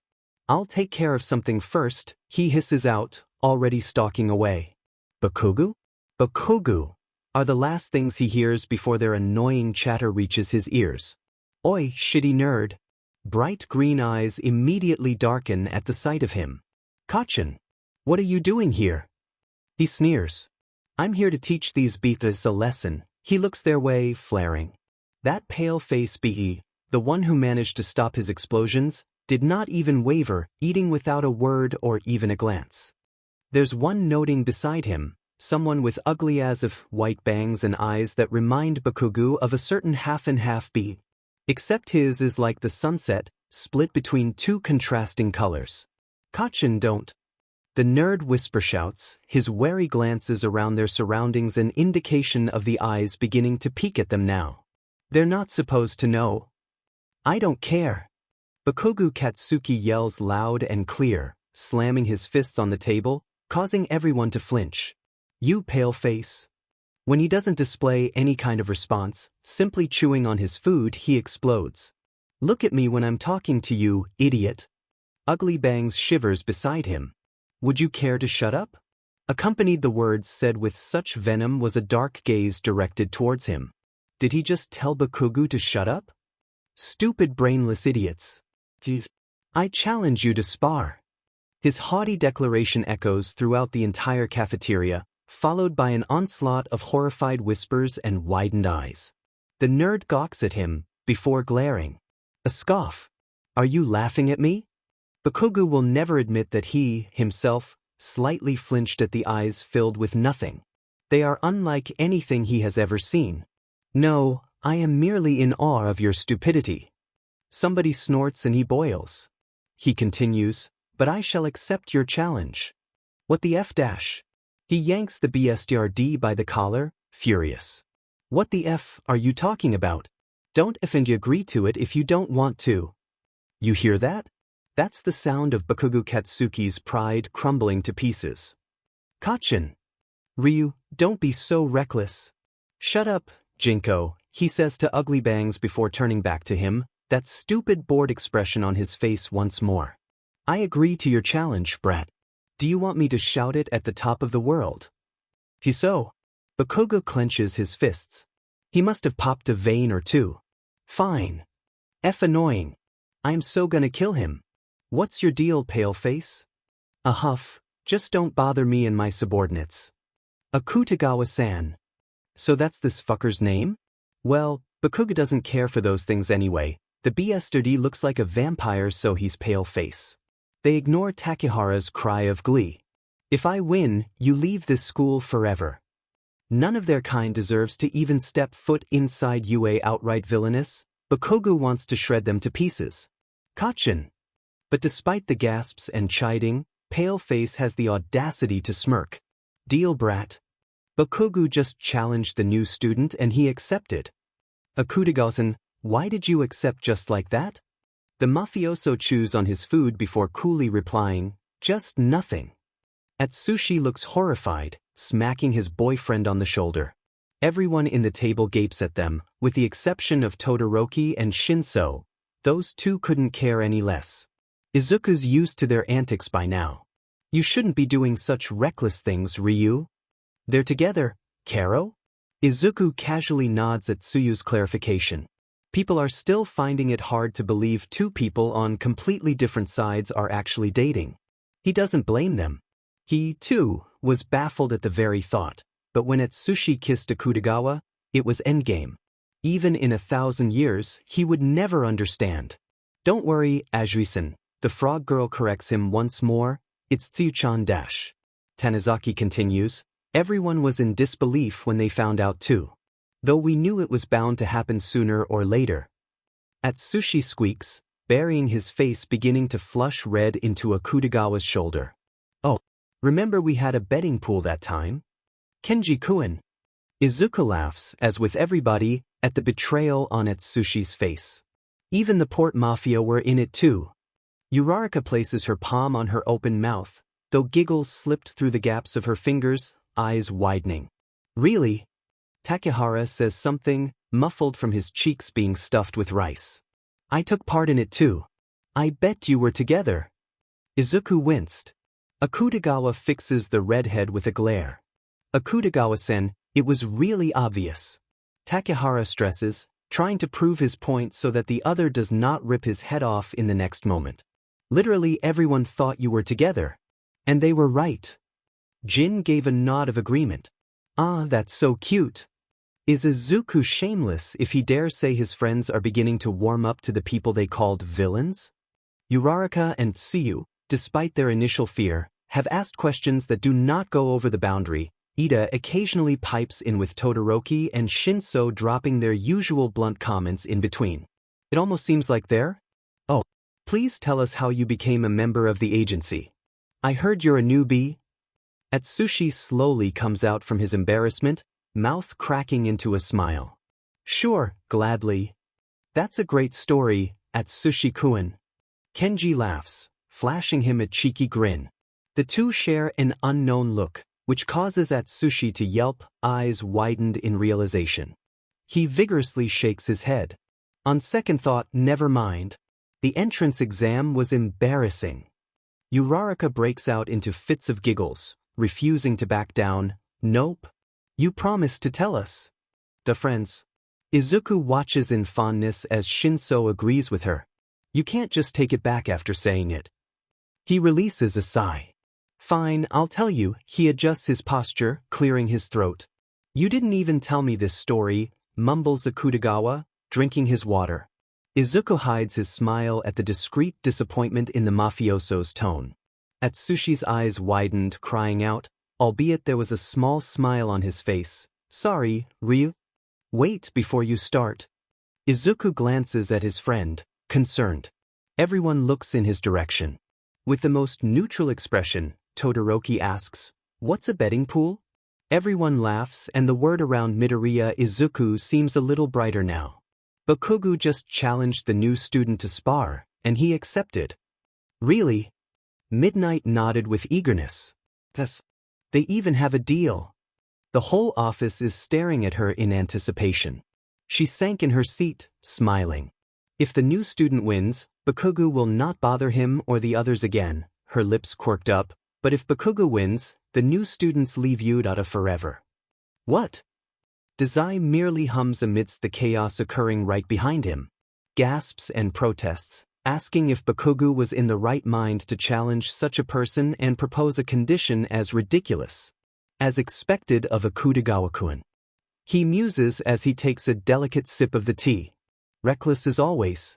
It's still warm. Delicious, but not his type. He places down the cup, mustering a smile for the person before him. Principal Nizu, he starts, crossing his legs. Chuya shoots him a glare in the middle of his drink. I have a proposition myself. Really, Dazai-san?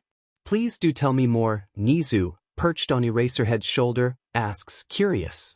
It's regarding the challenge Bakugo-kun proposed, and it's related to my first ever lesson here. Eraserhead takes a rather intense chug of his coffee. And? He grins. If you do not mind, I already chose what would be my first lesson to the students. Nizu's eyebrows shot up, interested. I already prepared the necessary materials for it. Dazai! Kunikida snaps at him, annoyance plastered over his face. What are you trying to do? Ignorance is bliss. He smiles. And what he says next makes Chuya chuck a book at him. New students of Class 3A, please proceed to the teacher's lounge. They traded perplexed glances. Did we do something wrong? Asks Takehara, eyebrows furrowed. No, there's nothing wrong, Izuku quickly assures him, staring up at the intercom above them. Maybe Principal Nizu wants to talk to you. He's like that. Tsuyu bobs her head with a ribbit of agreement. However, their hesitation is cut short. Come, I'll lead you there. It's not long before Ida's tugging pour at Sushi and the rest are forced to follow. He slams the door of the teacher's lounge open, announcing loud and clear, I have brought the new transfer students, sensei. Awkward. Atsushi grimaces at the silence and the stares of scorn and slight curiosity. Ida, a harsh intake of breath. The blue-haired boy instantly straightens as a mess of black hair approaches them. Tell your classmates to wear their hero costumes and come to Ground Omega. Hero costumes? The class representative salutes one last time before dashing out the door, leaving uncomfortable members in his wake and a grumpy-looking teacher with his slightly cracked mug in his hand. Oh, you're here, Atsushi-kun. Dazai whizzes through the desks and chairs, grin bright. I have something to tell you. Is he a doll? He's been dragged a lot today, but he lets his mentor pull him to sit on the couches. The rest follow. Principal Nizu is before them, and Atsushi's anxiety crawls up his throat at the sight of him. So this is about the training later today. He begins. Dazai-san suggested this and I agree it would serve as a great first lesson that can teach both the members and the students. Dazai-san. Where are they? Izuku has a bad feeling about this. When Ida passed on Aizawa's message, saying to change into their hero costumes and head to Ground Omega, he was uneasy. Especially when the members weren't present. What could have Principal Nizu wanted to talk about? Where is Aizawa-sensei? Kaminari narrowed his eyes, looking around their surroundings. Just the entrance gate and nature spanning endlessly into the distance. Maybe he's just late. Do not panic, assures Ida, adjusting his glasses. Let's just wait here. I'm sure he'll come soon. Wait, who's that? Everyone immediately turns at Mina's horrified shriek. Kyuka-chan. Izuku blinks several times to check if the sight before him was a mere illusion. But no, she's still there. Kyuka Izumi, in her red kimono, holding up a gun, clear blue eyes determined. Kyuka-chan, what are you doing? Oh God. Panic rises in his throat like awful bile, hands clammy and shaky, steps unstable as he tries to slowly approach her. Put down the kachin. His childhood friend propels himself, explosions crackling. I'll kill you. Bang. Oh no. Dread fills him. But Kyuka, she's a member of the agency, an organization that fights for the good, so why is she aiming a gun? What the F is this? Their attention shifts to Bakugo Katsuki, laying down on the ground, face scrunched up, and wait a minute, is that pink? Baku bro, I didn't know your blood was pink? Siro asks, trying to sound serious but a snicker slips past his lips, before he explodes into full-blown laughter. Shut up. Bakugo snaps, "It's paint, idiot." Izuku blinks before his gaze flickers to the girl. She is still there, in the same position, but the gun rests against her side, as she utters the words, "It's a test." What? Their questions are answered not a moment too late when the speaker sputters. "Hello? Mic test, 1, 2, Kunikida-kun, I got this." The pause. "Okay. You must be confused right now, Izuku glares at the speaker, picturing the detective's face on it, his usual grin and bright eyes alight with mischief. As Kyuka-chan said, this is a test. It is my first lesson. Amused giggles. Izuku frowns at his words. It's a paintball battle between Class 3A and the members. And any paintball fight is not complete with, you guessed it, paintball guns. There are boxes of them right behind the gate. The F-. Izuku hears Yaoyorozu humming to herself, thoughtful, I guess there is no harm in trying. Oh, they are here. 2 boxes are pulled into their view by Shiro and Kaminari. The blonde instantly digs through one, gasping, look, they're real. Shiro chuckles at him, holding up another one as well in awe. No sheet, Sherlock. What the F are you beaters doing? Bakugo growls, before his eyes flickered back to the intercom. His gaze is fiery enough to burn the thing to ashes proudly. And what makes you think I'm doing this sheet? Izuku grimaces. But he makes a strange point. Well, that's because you're gonna fail, sings Dazai from the other end, sounding too cheerful for someone about to ruin students' lives. But you can leave if you like. And if you think Bakugo Katsuki was gonna stop there, you are dead wrong. Who gave you the FING permission to do that? You're not even our teacher. Izuku winces. He's not aware of Bakugo having short-term memory loss. It was me. Their eyes all widened in unison. Principal Nizu? Yes. Now, please grab your guns or as Dazai-sen said, you'll fail. Class 3A never dug through boxes so fast in their lives. Midoriya Izuku did not want to fail. Neither did the rest of his class. They each hastily grabbed a gun for themselves. Even Bakugo Katsuki hesitantly accepted the gun Kirishima tossed him. What now? Mina arched an eyebrow as she tested the gun in her hands, which caused a bullet to splat on Jairu. Whoops. Sorry. I wouldn't do that if I were you, Dazai chirped once more. Izuku's getting tired of this already. There's some rules I forgot to tell you, a pause. First, you're out if you get hit. The members also have guns. Wait a minute, did you say this is between the students and members? Asked Shiro, but that's unfair. We're like 20 versus 7. He blinked. Shiro's right. Which moves us to the next rule. Dazai interrupts their murmurs of confusion. A moment passes. You're not allowed to use your quirks. If having to fight 7 people wasn't unfair enough, this was the tipping point. What? The Baku squad barely held back the explosive blonde from smashing the speaker into pieces. You can leave if you think it's unfair. Dazai huffs, but then that means you'll fail. So choose. Fail or fight without quirks. And FYI, the members also can't use their abilities. One thing Izuku knows at the moment is he hopes that he'll never hear Dazai Osamu use FYI ever again. Abilities? Everyone echoes, puzzled. Oh, that's just what they call quirks, Izuku explains. They nodded simultaneously. This is so unfair on so many levels. Wails Hagakure, and the dust rippling on the ground tells Izuku she's currently stomping her foot from the frustration. I know having 20 people is good for us, but isn't that unfair for the other party? And to top it off, we can't use our quirks.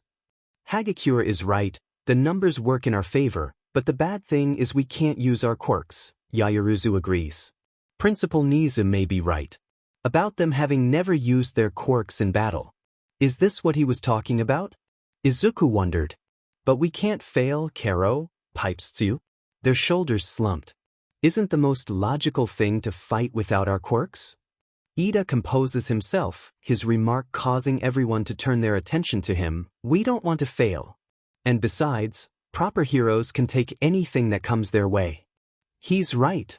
Kaminari quipped, pumping an excited fist into the air. We're practically pro-heroes now. We still haven't graduated, Todoroki bluntly pointed out. Everyone bursted into fits of giggles. Todoroki, it means we're like official heroes. Mina chirps, so let's give it a try. The atmosphere seemed to brighten now, to Izuku's relief. Ida makes chopping motions as usual of him. Okay then. Is everyone fine with this choice? His gaze shifts to a certain blonde. Bakugo? Teeth is the only thing he says before grumbling. Fine, for eyes. I guess Bakubro didn't want to fail. Teased Kaminari as he practically draped himself over the other. He gets shook off, however, barely getting away from explosions at hair's length. Shut up, dunce face. Snarled Bakugo, flaring. I just want to show that pale face who's boss. The class all know anyway. That beating Akutagawa-san is just one of the reasons. Ida clapped his hands. Okay. Then, Dazai-san, we agree to your challenge. A yawn. Finally, you guys took so long, he says in a bored drawl. You win if you manage to eliminate all the members. But you lose if the members beat you to it. 1 hit equals elimination. I'll give you 2 hours. And of course, nobody is allowed to use their quirks or else. Why yes. A strain of reluctance is evident in their reply, but Izuku hopes Dazai does not comment on it. If everyone is ready, let's start the game. As the siren blares, Izuku spins on his heel. Just to find the space behind them empty.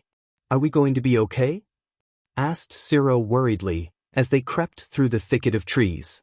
The tense silence is making their careful steps on the ground even louder than usual. We're dealing with mafia members. Criminals, Kaminari added in a whisper. Shut the F up.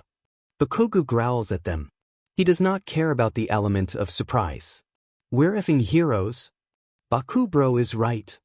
Mina straightened herself, now sounding determined with clenched fists. We're the famous Class 3A. We've been through countless of villain attacks, yet we are in our 3rd dash. Can we save that for graduation, Mina? Jairu intervenes, frowning. The pink-haired girl flushes. Sorry. Ida, how's the situation over there? Nothing out of the ordinary, Yaoyorozu-san. The vice president sighs. It's unfortunate we can't use our quirks in this situation. It would be advantageous to have Kyoka survey the premises. We'll be fine, Yaoyorozu-san. I'll be going now. Good luck. The radio sputtered. Low crackles. Mina's eyes widened. Do you hear that? Bakugo seethes. Hear what, raccoon eyes? That. She presses, cupping her ear to listen closer. Are those footsteps? She whispers. Yaoyorozu fortunately stops Jairu, who was close to using her quirk out of instinct. They all aim their guns. Whoops, sorry, that was me. They all turn to look at Kaminari, who flashes them a sheepish smile, with a pile of dead leaves at his feet. Kaminari! Jairu hisses. Effing dunce face. Bakugo snaps, clicking his tongue. Now let's keep going. Sorry. With Kaminari stumbling after them, the group breathed a sigh of relief. Siro throws his arm around the blonde's shoulder, chuckling, You scared us there, man. Thought it was Dash. Ah. Satu. This is so much fun. Hagakure chirped, throwing her fist in the air. Who knew we would be doing a paintball fight for hero training? We can't use our quirks though, Todoroki points out. You, on the other hand, are invisible all the time. Todoroki-kun. Quietly hisses Uraraka under her breath. Sorry, Hagakure, she says to the girl with an apologetic smile. She simply grins and giggles. So what will be our plan, monsieur? Aoyama practically sticks his sparkling blue eyes up Ida's face. We can't use our quirks and we're against villains. Please don't call them villains. Izuku weakly intervenes. Aoyama may be right in a sense. The Port Mafia have committed a shocking number of crimes, but the members Izuku met, despite their rough exterior, seem nice enough. They're still our friends in a strange way. We just need to be wary of our surroundings. The Port Mafia have great assassins. Something snaps. What was that? Hagakure jumps, mortified as she hastily looks around. The others' gazes also dart everywhere. Another snap. Everyone readies their guns. Bang. That wasn't any of theirs. Ak. Hagakure. Dazai, what if they accidentally kill them? The man chuckles to himself, shaking his head. Don't worry, Chuya. They can't use their abilities anyway. He practically purrs at his husband, gaze flickering up to the monitor. Don't you have some trust in our subordinates? I always do, but if it doesn't involve you. Chuya snaps back. Chuya, it's been 2 years. They changed. We all changed. That seemed to calm the... Dazai! Oh, Kunikida-kun. Dazai swivels on his chair to meet the furious man with a devilish grin. What do you need? He has a hunch on why he stormed in here. He keeps silent, instead approaching the other with thundering steps. You BSD. He yanks him by the collar, breathing harshly. What were you thinking? I saw what they had. Dazai shrugs his shoulders, smirking despite the clear anger on the man's face. I didn't say you couldn't bring a knife. Dazai! Why are we doing this? Akutagawa hisses. Just put on the DM and vest, Jinko. Who are we to question Dazai-san's logic? I'm sure he has a plan. Atsushi huffs at his boyfriend, pouting but slips on the vest anyway. Is everyone dressed? Just then, the topic of their conversation struts inside, clapping his hands. Dazai-sen dash. The man raises a finger to silence him. Atsushi-kun, I know what you're going to ask. My answer is to just trust me, okay? The war-tiger hesitantly nods. Satisfied, Dazai claps his hands once more. You all know what to do, right? Takehara adjusts his gun, smirking. Yep. Just act like villains. Without using our abilities, Kyuka adds in the background. Dazai-san? He hums. Yes, Tanizaki-kun? How's Naomi? The Tanizaki siblings haven't seen each other ever since class, so his worry was justified. Did she eat? Is she settling well? Dazai beams at his concern. Don't worry, Tanizaki-kun, he chirps. She ate lunch with us and now, she's just running errands with the other teachers. Tanizaki musters a relieved smile. Thank you, Dazai-sen. No problem. Now, shall we get started? The students will be arriving soon. They may not know what Dazai Osamu has in mind. He was always an enigma, but years of being under his command taught them one thing. His plans always work. Without fail. So with their paintball guns, they follow him towards Ground Omega. Satu! They freeze in horror. Don't tell me that's a knife. Yaoyorozu nervously finishes for Mina. The fingers gripping her gun are trembling. What the F dash? You can't have a knife. Bakugu snarls, boiling with anger. Yeah, man. Kirishima profusely nods in agreement before turning back to the girl. There's nothing in the rules that says we can't have a knife. It's Jin's first words to them. And her voice is nothing like what they expect from someone who currently has a knife up their classmate's throat. Her voice is too sweet.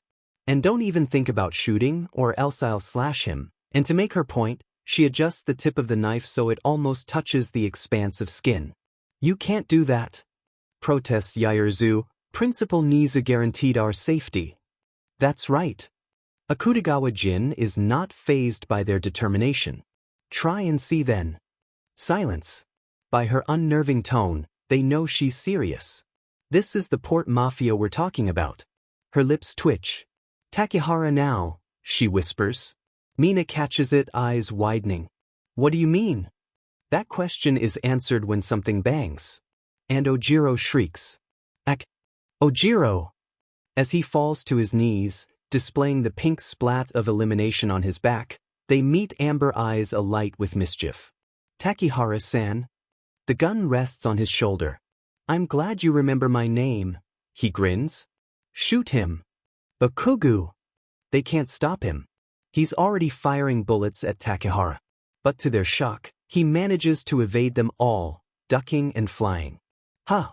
Kaminari gawks, as is with his peers with their jaws agape. Are you Spider-Man or something? Takehara actually has the audacity to chuckle, patting his chest proudly. I don't know who that is, but I'm honored. They do call me the Dash. Shut up, Takehara. Bang. Bang. Satu. Jairu. Jin had let go of Satu, who's already sporting a paint stain on his right shoulder, and went for Jairu, who also now has a paint splat on her nape. piece of sheets. In retaliation, Bakugo Katsuki then turns into a tornado of blonde and rage, shooting in a whirl. Though very perplexed and terrified at the sight, the rest of the gang fired too. Although their efforts are futile. Even when bullets are flying everywhere with nowhere to run nor hide, Jin and Takehara manage to come unscathed. Sheet. I ran. Out of bullets. Me too. They slowly meet Jin and Takehara's gazes with horrified ones. Another bang followed by a sheet. Mina. Jin and Takehara don't have their guns at the ready. But they are smirking, more like Takehara was practically mocking them while the girl simply stared. Then who fired? Kaminari was shot down. Next was Shiro, followed by Yayu, Tokoyami and Kirishima. Last standing was Bakugo Katsuki. Bakubro, avenge us! Cried out Kaminari, Denji the area around his heart for extra measure before he dramatically collapses on the ground. They stare at him, dumbfounded. Shut the f up, dunce face, before I kill you for real. Snaps the other, who the f fired that? Takehara lazily grins at him, shrugging his shoulders. Oh, I don't know. Bang. Bakugo! And their last ray of hope, even though they didn't plan it that way, fell. F dash. He relayed their thoughts perfectly in one screamed-out word. Ooh, did we get them all? A chirpy voice gets their attention. Takehara hums, briefly giving the students a pleased expression which riles Bakugo up even more, seething. I think so, Kenji-kun. Good job. Kenji-kun. Mina gasps, eyes widening as everyone turns to the named blonde who is actually beaming at them with the brightest smile they have seen. He giggles, holding up the gun for all to see. Tanizaki, too, well done. Takehara quips. Tanizaki too? It would forever be a mystery how a person with such tall stature as Tanizaki Junichiro managed to peek behind the tiny Kenji. Yes, that's me. He even sounds unsure of himself, slowly holding up his gun. How did you do it? Ojiro asks, rising to his feet. Just hid in the trees, Tanizaki casually answers. Kenji claps excitedly. But we win. The students groan. Satu, Mina, Ojiro, Kaminari, Shiro, Kuda, Yaoyorozu, Tokoyami, Kirishima and Bakugo out. Hagakure. The mark of elimination is clear against her invisibility. There in the trees. Izuku realized to their horror. Hands aiming the guns are shaking as their quaking eyes darted. Just stupid trees everywhere. Everyone be careful, warns Ida. The group huddles together, backs together, gazes forward. We don't know where they are. You actually have a brain, huh? What was that? Who was that? Leaves rustle. Akutagawa Ryunosuke. They're greeted by the sight of a dark coat and pale lips with a quirk of amusement at the edges. And without missing a beat, Ida commands. Shoot. Impatient much? With a scowl on his face, he avoids them all. They gawk. Yuke speed and grace, to avoid countless bullets without even breaking a sweat. You're not using your quirk, are you? Todoroki is bold enough to bluntly question amidst the silence. He rolls his eyes. You saw my ability back there, didn't you? This is just the basics. Bang. What now? It hurts. Aoyama. The blonde is crouched on the ground, visibly wincing as his back stretches to reveal the paint stain on it. And while they're drowning in panic and confusion, 2 consecutive bangs echo. Followed by Tsu-chan. Clutching her friend in her arms, Uraraka slowly lifts her mortified gaze towards Akutagawa, who currently has a paintball gun in his hands. Bang. Bang. Akutagawa and Todoroki have both of their guns aimed at each other, silence engulfing with their cold gazes meeting. Except the hero has a splatter on his shoulder. Akutagawa smirks, turning his gun towards the rest. But to their surprise, he does not shoot, instead muttering, Jinko, it's your turn. Ha! 5 bangs. Ida-kun. Shuji-kun. Shinsu-kun. Kuda-kun. Uraraka. The only thing Midoriya Izuku, last one standing, can do is to gape at his fallen comrades. Did I get them all? At Sushi-kun? He's walking towards them, having emerged from the forest with his gun over his shoulder. And as he's about to open his mouth to reply, Izuku fires, but is suddenly tackled on the ground with a yelp. Kyouka-chan, is that a knife? It glints in the light of the sun in the open area. They gasped, terrified. You can't bring a knife, Karo? Ribbits Tsuyu in protest, the others following with aggressive hums of agreement. They're met with empty blue eyes. But it wasn't stated in the rules that we can't have a knife, she points out. She's right. Shinsukuan. Uraraka hisses at his dry response. Whose side are you on? Amidst everything, Akutagawa rests a hand on Kyuka's own. No need, Kyuka, he mutters, gently slipping the weapon away between her fingers. We just need to shoot him. Then he proceeds to fire at Izuku with one hand. Bang! Akutagawa-san sounded so kind just now, everyone glared at Izuku. Because how can he think of commenting at the mafioso who just eliminated him? Shut up, brat, he flares. A quiet giggle breaks through the bickering. He's right though, Ryu, Atsushi chirps, approaching them before crouching in front of Kyuka. No more stabbing, Kyuka-chan. She nods solemnly. Sorry, Atsushi. It's okay, he smiles at her, standing up. Good job, Ryu, he tells his boyfriend, ruffling his hair, which earns him a grumble and a glare. Then Atsushi turns to the students, looking sheepish. Sorry about eliminating you guys. They gaped at him. How can he look so innocent after eliminating them all? Hagakure, Aoyama, Tsu, Todoroki, Ida, Shuji, Shinso, Kuda, Uraraka and Izuku out. Maybe 2 hours was too much. Dazai, what was your reason for this entire thing? Knowing you, I'm sure you had a scheme inside your head. The man sighs, sounding pleased. Oh, Chuya, I'm honored you think of me that way, he hums, delighting in the frown on his husband's lips. I just wanted to prove something. He scoffs. Prove what? Nakahara Chuya shouldn't have asked. Dark eyes as cold as frostbite crawling up your skin flickered towards him, lips settled onto a tight line, as he utters casually, I wanted to see if heroes are really useless without their quirks. And turns out I was. Right. Chuya was reminded once more who his husband really is. Dazai Osamu is someone you shouldn't mess with. More classes? Kaminari groaned when Izuku nodded, slipping the sleeves of his gym uniform through his arms. Isn't that paintball stressful enough? Seeing that knife just gave me chills. He shudders to make his point, slamming his locker shut. I can't believe we didn't even think of that, exclaimed Siro, frowning. A loophole in the rules. Who would have thought? Izuku chuckles awkwardly. Well, that's Dazai-sen for you. An enigma, he finished in his head. No one really knows what his intentions are. And we didn't even get to see their quirks. Kaminari added with a whine. Say, Izuku, did you know about their quirks? Ah, only Hiratsu-san, Kenji-kun and Akutagawa-san. But then they also didn't explain it to me fully. Akutagawa-san just told me to wait and see. Maybe in later classes we might see their quirks. Kirishima quipped, smiling, like the optimistic he is. Shut up, extras. Bakugo snapped, growling before literally kicking his locker close. And he marches through the tense silence and out the door with a loud slam. I'm sure he's bitter with what happened, Ojiro says. I mean, he didn't even get a chance to beat Akutagawa-san, and to top it off, he lost to them. Brats, aren't you getting out? They yelped. Kunikida-san. Izuku squeaked, seeing the furious blonde poke his head out the door. The man seethed at them. Hurry up, brats. We're not doing any classes today. Ha! Then what was the use of asking us to dress in our gym uniforms? Dazai grinned at them. I'm sure all of you are curious about the abilities of my subordinates? Mina raised her hand. So what are we going to do today, Dazai-san?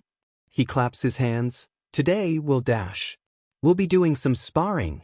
Chuya cuts him off, effectively shoving his husband out of the frame. Your teachers thought it would be a nice experience to have you students spar against our subordinates. Nice experience? They grimaced, as if the paintball fight wasn't stressful enough. And Eraserhead speaks up in a drawl. I heard someone proposed a challenge? He lifts his eyebrow, gaze flickering over his homeroom class before they linger on a certain grumpy blonde. Me? Bakugo snarled, pointing to himself with a deep scowl. Eraserhead nods. I'll give you a chance to prove your worth, problem child. Spar against Akutagawa here. He motions to the mafioso behind him. Bakugo clicked his tongue. Why should I have to prove my worth? He mutters, but he makes a beeline for the center of the gym anyway. You can use your quirks as much as you like. Class 3A watch the ever so worried All Might lean in to whisper to their homeroom teacher, is he going to be okay? As Akutagawa makes his way in front of his opponent, he briefly flashes the former number 1 hero a silent glare. All Might flinches, mouth zipped shut. Everyone watches in silence, not daring to speak in such a tense atmosphere. It feels suffocating, to be honest. Ready? The two prepare in a stance. Set. Bakugo has his palms out, crackling low, while Akutagawa slips his hands in his pockets. Go! I'm gonna kill you, pale face. As usual for Bakugo Katsuki, he makes the first move, launching into the air and throwing thunder-like explosions. But that's where the battle ends after it just begins. Now, I don't like torture, so I prefer to kill my victims quickly, is what Akutagawa says before striking first. Black tendrils, jolting dark red amidst the puffs of smoke, emerge and cut cleanly through Bakugo's shoulder. Bakubro! Kachin! Young Bakugo! Said student crashes into the opposite wall, hissing, hand on his bleeding shoulder. Blood is seeping through the blue fabric of U.A's gym uniform.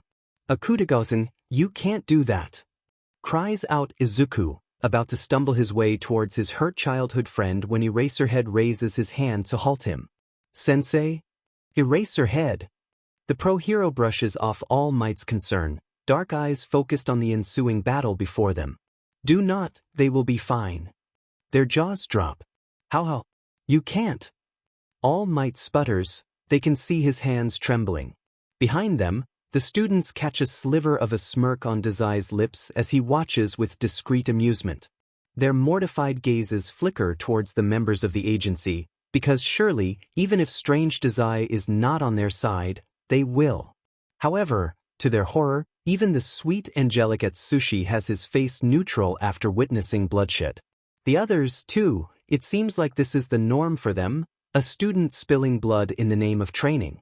But do not, Eraserhead's cold look is more than enough to stun them to silence. Bakugo groans under his breath, pressing down on his wound, but he stammers back to his shaky feet. He pants heavily, eyes cast downward. We're gonna play dirty, huh? Akutagawa sneers at him. Bring it on then.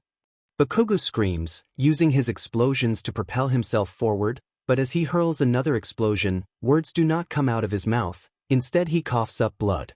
Because Akutagawa's quirk just pierced through his chest. As Bakugo stumbles to his knees, blood dripping down his slightly burnt chin, his sharp eyes lifting to meet the other's own, empty and void of anything, Akutagawa speaks. My ability is called Rashomon. It is the ability of destruction and disaster. Blood. Blood. Blood. It was everywhere. The scarlet liquid is like paint on the cement floor. Bakugo Katsuki is currently kneeling on the ground, blotches of crimson in the middle of his torn uniform, while blood trickled down his parted lips. Class 3A stared in horror at Akutagawa Ryunosuke, whose expression did not falter even after stabbing a student through his chest. They felt complete and utter fear. No, it wasn't the same fear when they faced him during the paintball fight. No, this was different. It was a mortifying epiphany. A horrible realization. No matter how much they convince themselves Akutagawa has a good side to himself, spending lunch with him and seeing his relationship with his fellow members, especially his boyfriend, Akutagawa Ryunosuke is undeniably and inevitably still a ruthless murderer from the Port Mafia. Do you give up, problem child? Eraserhead's tone does not indicate any sort of terror in it, sounding like his usual self even in the face of bloodshed. Bakugo hisses under his breath, burnt hand wiping the blood off his lips as he struggles to stand up. I never give up, he spits out, together with some blood again. Kachin. Bakubro. He can't fight in this state. He just had his chest speared through. But they knew Bakugo Katsuki was a stubborn one. Akutagawa scoffed.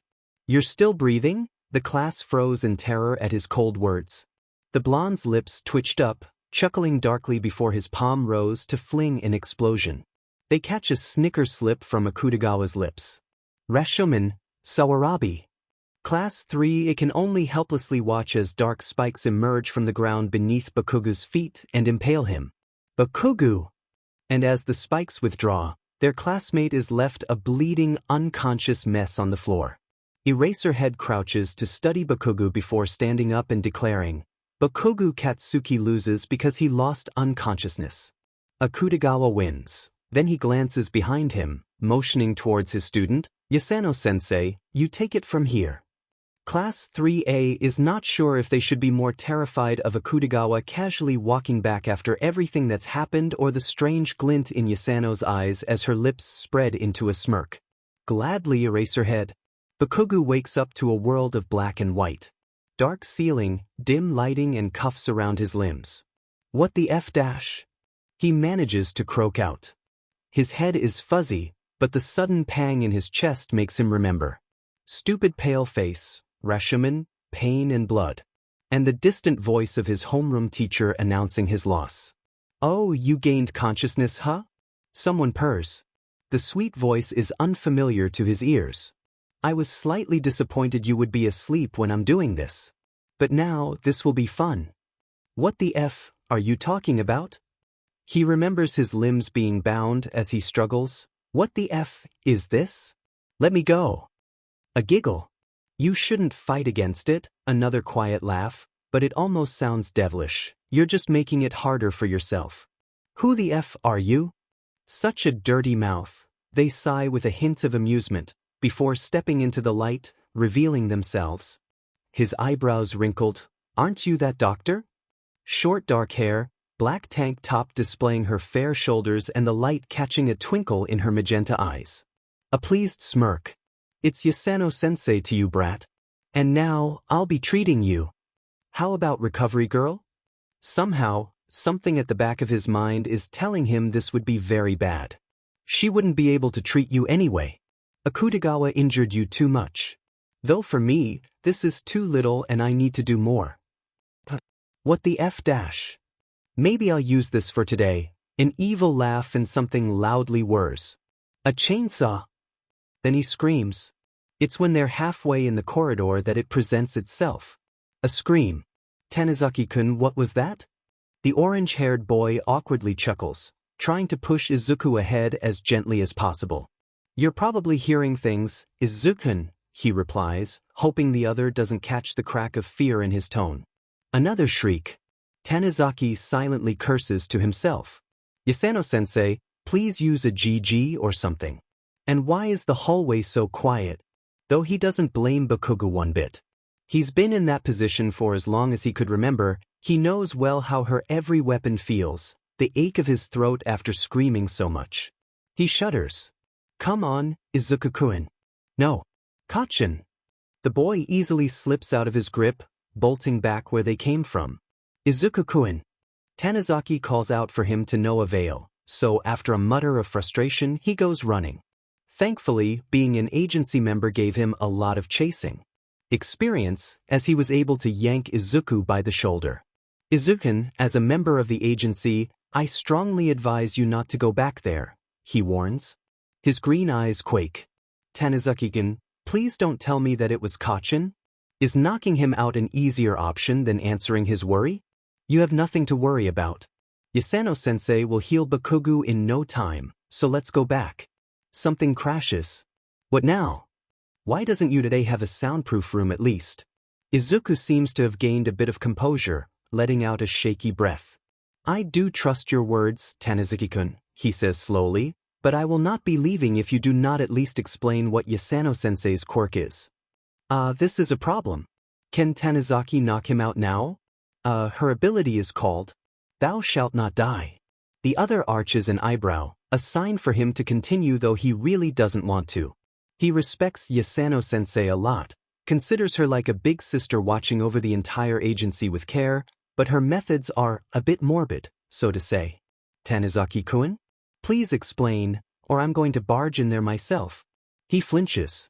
Why is he so stubborn? But he supposes putting it in words is way better than letting him see it for himself. Would save a lot of trauma for him.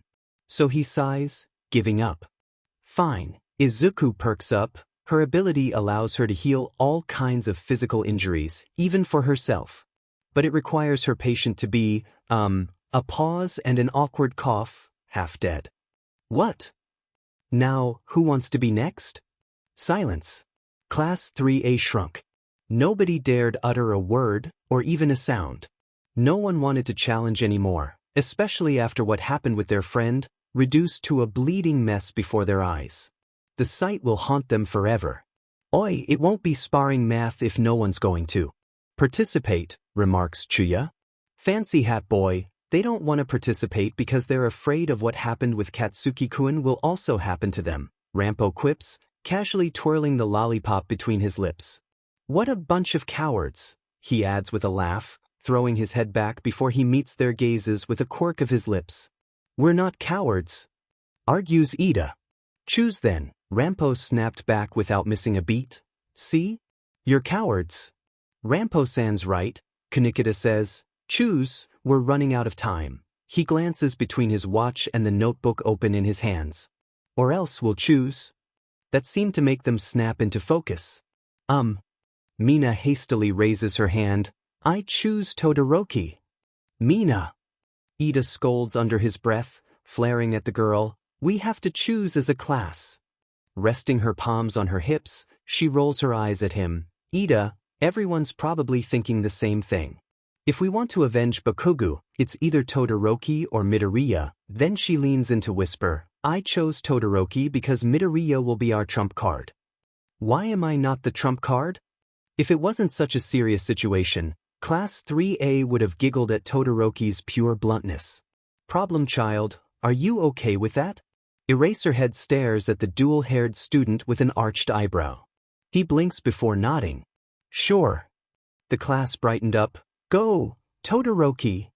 They cheered quietly as he made a beeline to his place. The next person who will compete will be from the agency, a pause, and it will be Kyuka. But wouldn't it be unfair? Todoroki-san is older than Kyuka dash. Kanikita's deadly glare makes Yaoyorozu swallow her words at once. Do you think children are weak? In the background, Kenji bounces at the tip of his toes, excitedly waving a hand. I don't think they are. They see Atsushi discreetly chide him for his too bright interruption. Kanikita inhales sharply, adjusting his glasses as he scrawls something on his notebook. She is one of our best fighters, so as a member of the agency, I advise you to be careful. Just watch and see if your words truly have meaning. Class 3A is speechless. The girl hung her head low, looking ashamed. I apologize for my words. I spoke out of line. Kanikita merely gives a grunt in response. They see All Might give Yaoyorozu a sympathetic look before whispering, Eraserhead, are you sure it will be okay? Though he's improved, young Todoroki is still quite competitive and impulsive. And like last round, their homeroom teacher waves off his worries. Didn't I tell you already, All Might? It will be fine. All Might relents with a sigh. Ready. Todoroki gets into stance and Kyuka stands still. Set. Bits of frost begin to hover on his palms. Go. And as expected, Todoroki makes the first move by stomping his foot on the ground, sending a wave of ice towards her way. It covers the entirety of her side, nearly piercing the wall in the process. They gasp. Kyuka-chan. They glance sideways towards Todoroki, who has his eyes set in front. Just then, demon snow. They gawk as the tips of the icebergs are slashed in an instant, revealing a phantom-like woman holding a katana behind an unharmed Kyuka. A katana? Amidst their shock, Kyuka's mouth moves to say something incoherent and demon snow evaporates into thin air. But then that's where everything goes downhill, starting with a cough that breaks through the tension. Todoroki-kun. It glints under the bright lights of the gym, and it reflects Todoroki with his mouth open, scarlet drizzling down his chin.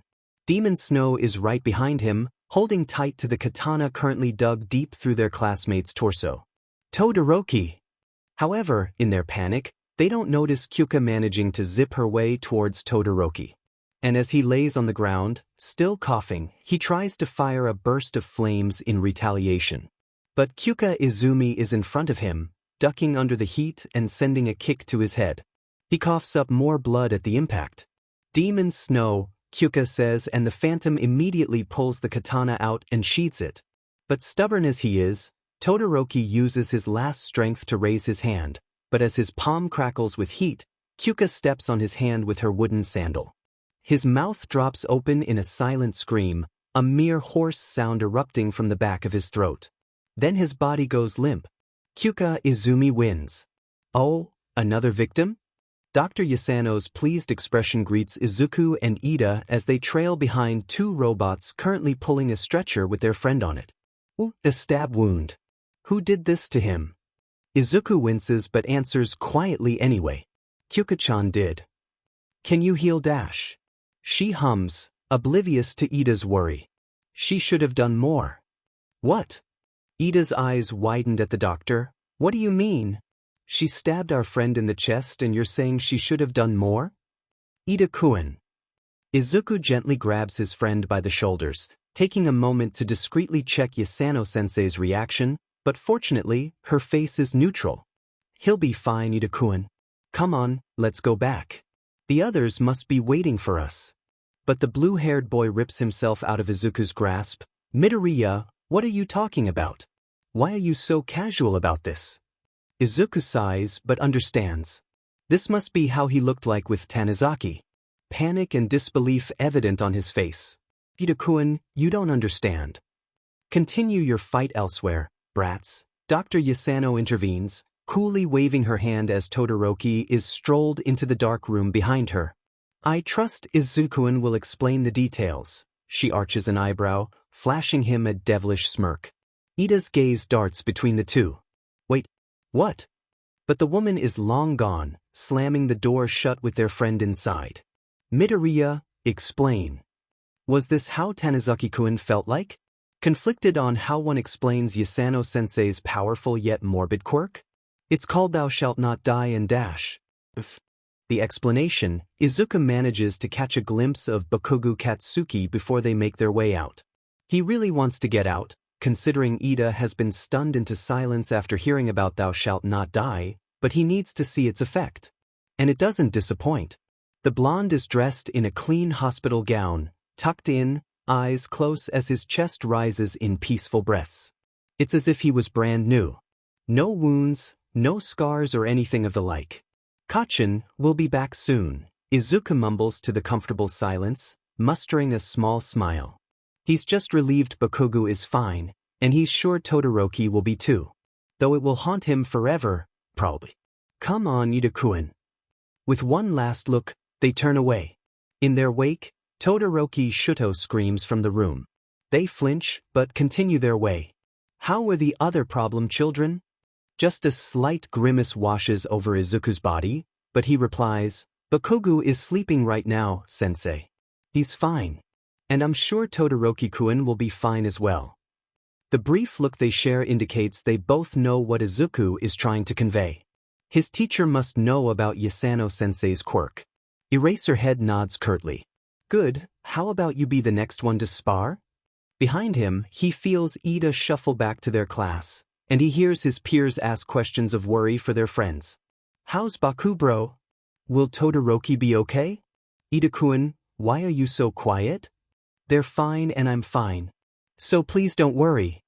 Izuku catches their suspicious glances, but they smile, nevertheless. Then he meets his teacher's gaze, giving a nod. I'll do it, sensei. Yes. Go, Deku-kun. Kachin. Todoroki-kun. I'll avenge you.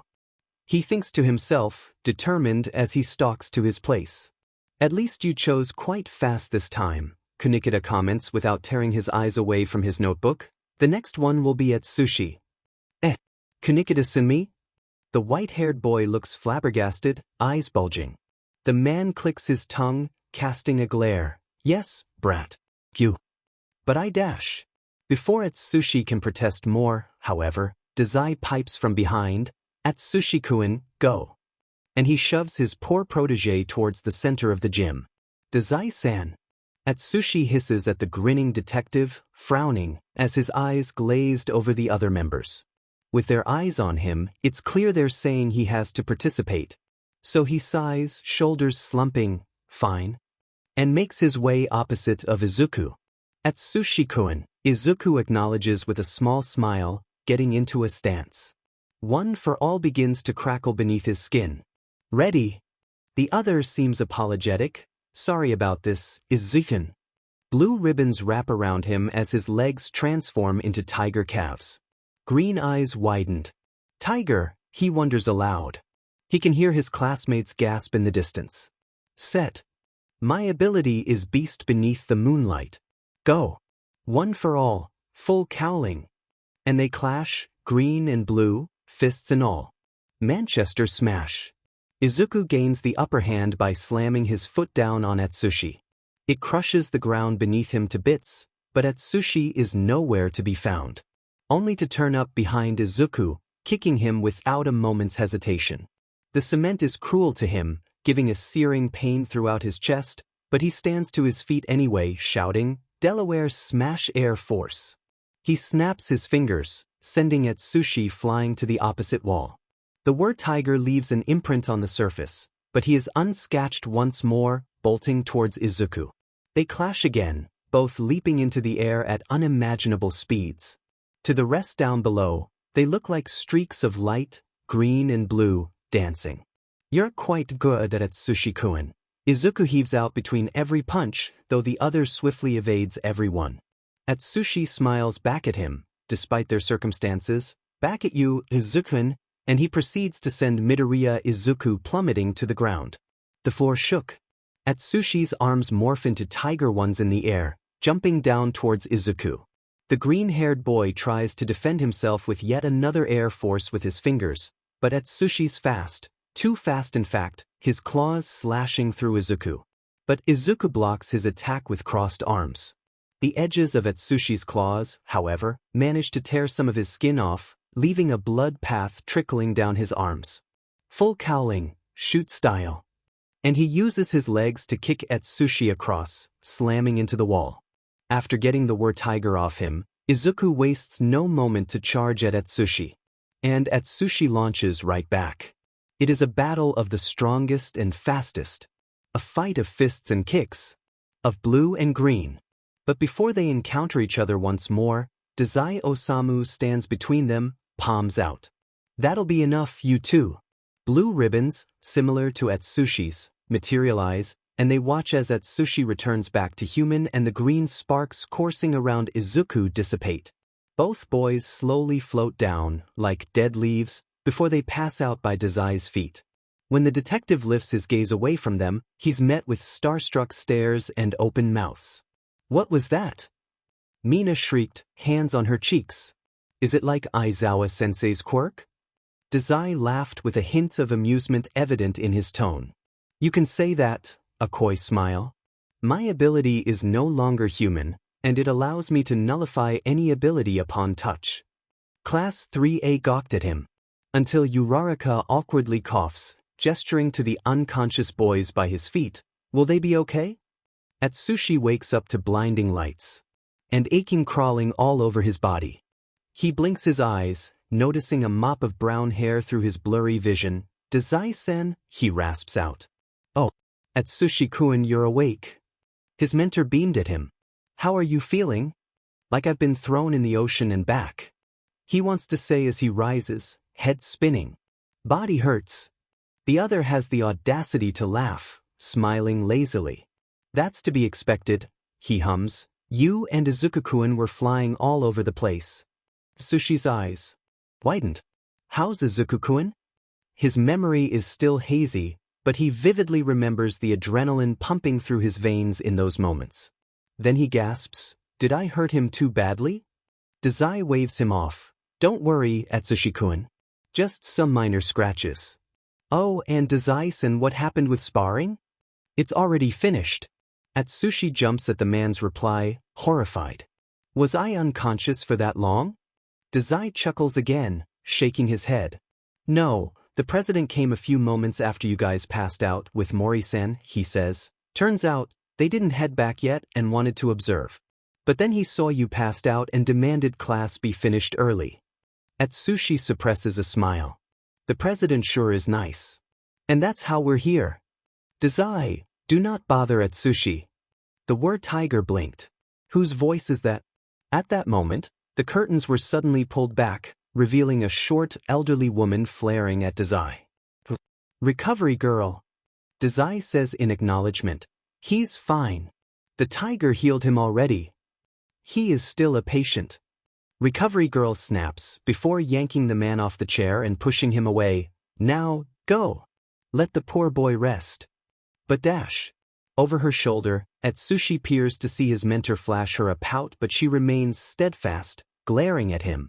Then as she's about to scold him once more, he blurts out, how about the surprise party? Dazai is in. The door bursts open, and familiar faces come flooding out of it. It's not a surprise if you say it. Uraraka chides him, looking annoyed. Ida coughs, frowning. Uraraka is right. How can you tell him that? Dazai merely grins at them, oblivious to the fact he just ruined their surprise. Whoops, is the only thing he says, rubbing the back of his neck sheepishly. They glare at him. Atsushi awkwardly lifts his hand before flinching when everyone suddenly whips their eyes towards him. What surprise party? Dazai-san. I'm pleased you could stay the whole school day. You must have been very busy. The sky was beginning to turn a dark orange, sun sinking behind the building of UA. Oh no, it's fine, Fukuzawa quietly chuckles. I enjoyed it. Principal Nizu grinned at him. Glad you enjoyed then. I hope to see you again. Likewise, the two leaders answered in unison. Are you sure you do not want to stay for the after party? Eraserhead asks. The kids prepared it for the members in celebration of their first day. Even your subordinates are staying for the night. Mori laughs softly. Please tell them we appreciate the thought and tell my subordinates to enjoy it, he smiles. But we must be getting back. Kyo-kun is probably furious at me since I appointed her as the temporary leader for the day. Nizu nods in understanding. It's fine. Be safe on your trip back. The two men smiled before spinning on their heels and slipping inside the car waiting for them. And with one last wave through the tinted windows, they speed off. I wonder what would the government say? Fukuzawa curiously hums at Mori's words, the two leaders of the biggest organizations in Yokohama sitting in a car together, side by side as they head home. Then the black-haired man leans in to whisper right by his ear, they would be thrown in chaos, wouldn't they? Fukuzawa grunts, flinching away. Stop it, Moridano. The boss of the Port Mafia merely laughs. Stop with the honorifics, Yukiji. He motions out front. We're alone. There's a soundproof screen separating us from the driver. And if they dare talk, I will cut off their tongues. Counted on you to use violence, Fukuzawa retorts, but a tiny hint of an amused smile rests on his lips. Fine, Ogai. Mori looks pleased, sinking back to his chair before casually relaxing his head on the other's shoulder. Should we have wine to celebrate? Fukuzawa hums, fingers mindlessly smoothing down his husband's hair. I think we should, then he adds, you can invite Koyo too. He feels Mori chuckle against his side as he shakes his head. I do adore Koyo-kun, but I would like it more if it's just the two of us tonight, he murmurs, playing with Fukuzawa's fingers, tracing the gold band on his ring finger. We did just send our subordinates to a hero school. Too much has happened today. Fukuzawa laughs quietly. I guess so, he mumbles right back, before pressing a chaste kiss on the back of Mori's head. A surprise party? Izuku has gained consciousness, alive and well, as he stared at the eagerly nodding Uraraka. Recovery girl scolded the class for hogging up the space and bugging Izuku when he just woke up, but he assured her it's fine. Why would you throw a surprise party when we hurt you? Atsushi murmurs, eyes casting downwards. Class 3A winced at his words, because they know it's true. The dread and fear are still there, curling around their hearts like chains, but they're going to be classmates for 6 months, whether they like it or not, and Class 3A are not ones to hold grudges for long. It's fine, Atsushi-kun. Uraraka places an assuring hand on his thigh, smiling sweetly. I think I understand why you did that. You did not hold back for the sake of saving us grace. I think all of us wanted to give our all, and today taught us we still have a lot to learn. The rest bobbed their heads behind her. We're still scared, Karo, Tsuyu admits, but I think you guys are nice and will make great friends. Wait, don't cry dash. Atsushi splutters for an answer, but only mumbling sounds are coming out of his mouth as he feels warm tears trickle down his cheeks. You guys are too nice, he murmurs once he gets his act together, followed by giggles from his side. Izuku-kun. The green-haired boy wheezes, grinning. You looked so scary before, but now you're a crybaby. I am not. Atsushi huffs back, hastily wiping off his tears. Then turning back to the rest of the class, he asks, how are Bakugo and Todoroki-kun? They're fine but still unconscious. We were planning to surprise them once you two woke up. Atsushi perks, then what are we waiting for? I want to apologize for what happened. It's not your dash. Atsushi cuts her off, adamant. Uraraka-san, I still want to. But as she relents to his stubbornness, Naima Atsushi catches familiar-looking dark eyes peeking out between the crack of the door. His eyebrows shot up. I'll excuse myself. He stands to his feet, but stumbles. Let me accompany you, Ida blurts out, supporting him, before it dawns on him what he just said and he ducks in embarrassment. Let me walk you there. He corrects himself, flushing. Uraraka giggles. No, it's fine, Atsushi assures him, gently taking his hand off his arm. I can walk. Atsushi, are you sure? Recovery girl arched a suspicious eyebrow at him from her desk. Yes, he stammers, already making his way towards the door. It'll just be a short walk. The old woman gives him a wary stare before waving him off. Fine. Atsushi beams, thank you. He mouths to the others that he'll be back and he pulls on the knob. As the door clicks close behind him, his eyes wander. Then he spots a dark figure looming around the corner. Atsushi sighs to himself. Ryu? Is that you? When silence answers him, he prompts to stumble his way there. Jinko, don't. But his boyfriend is as soft as ever, instantly getting out of his hiding place to catch the limping Atsushi in his arms. You still haven't fully recovered, he hisses, laying them down gently so they're sitting on the floor, backs to the wall. Atsushi softly smiles at him, giggling under his breath. Thank you. Akutagawa merely grunts in response. You're sorry, aren't you? Atsushi murmurs, playing with the stray strand hanging at his side. Because you got carried away with Bakugo? No, I'm not, the other huffs, turning his head away. I wanted to prove to that BSTRD anyway. And now, he won't bother you or us anymore, he whispers, kissing Atsushi's temple with a pleased sigh. Akutagawa Ryunosuke. The use of his last name seemed to jolt him back to reality. Don't lie to me. And because Akutagawa Ryunosuke is hopelessly in love with Najima Atsushi, he surrenders. Fine, I was just a bit sorry, okay, Jinko? But mostly I was sorry to you, the were-tiger's eyes widened as he continued, because I thought they would hate you for what I did and you'll blame yourself. A tiny smile crept up his lips, but I'm relieved it's all okay. But just remember it's never your fault. It's all me, I'm still a murderer, Jinko. Atsushi pouts after his explanation, before flinging himself into his boyfriend's arms. I know. But don't ever say that in front of me, okay? You've changed, Ryu. He pressed a gentle kiss on Akutagawa's lashes. To me, you are not some murderer. You are my boyfriend, the man I fell in love with. I love you. Akutagawa looks like he's about to cry, but he chooses to tighten his grip around Atsushi's waist. I love you too. Forever and with all my being. He says with no hesitation, nosing the side of Atsushi's hair. Then he suddenly pulls away, lips curled up in a mischievous grin. But, I'll love you even more if you apologize. Akutagawa frowns at that, which makes him giggle. I know you want to apologize, Ryu. Come on. I refuse, comes his curt reply, fingers tracing a pattern along Atsushi's hips. Why should I when I'm the one who won? Didn't I tell you I'm sorry to you, Jinko? Not that fool, Bakugo Katsuki. Still as stubborn as ever. Atsushi inwardly rolls his eyes, before a light bulb clicks in his head. Maybe this'll work. He presses their lips together.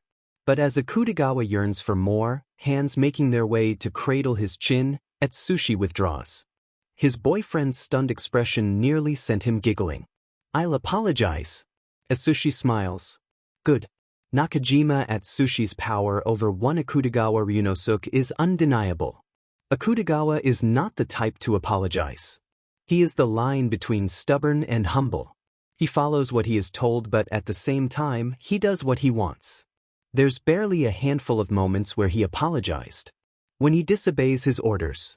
When he angers his usually quiet sister. And when he confessed to Nakajima Atsushi. It was the best and worst moment of Akutagawa's life. Not the worst, but it was pretty bad.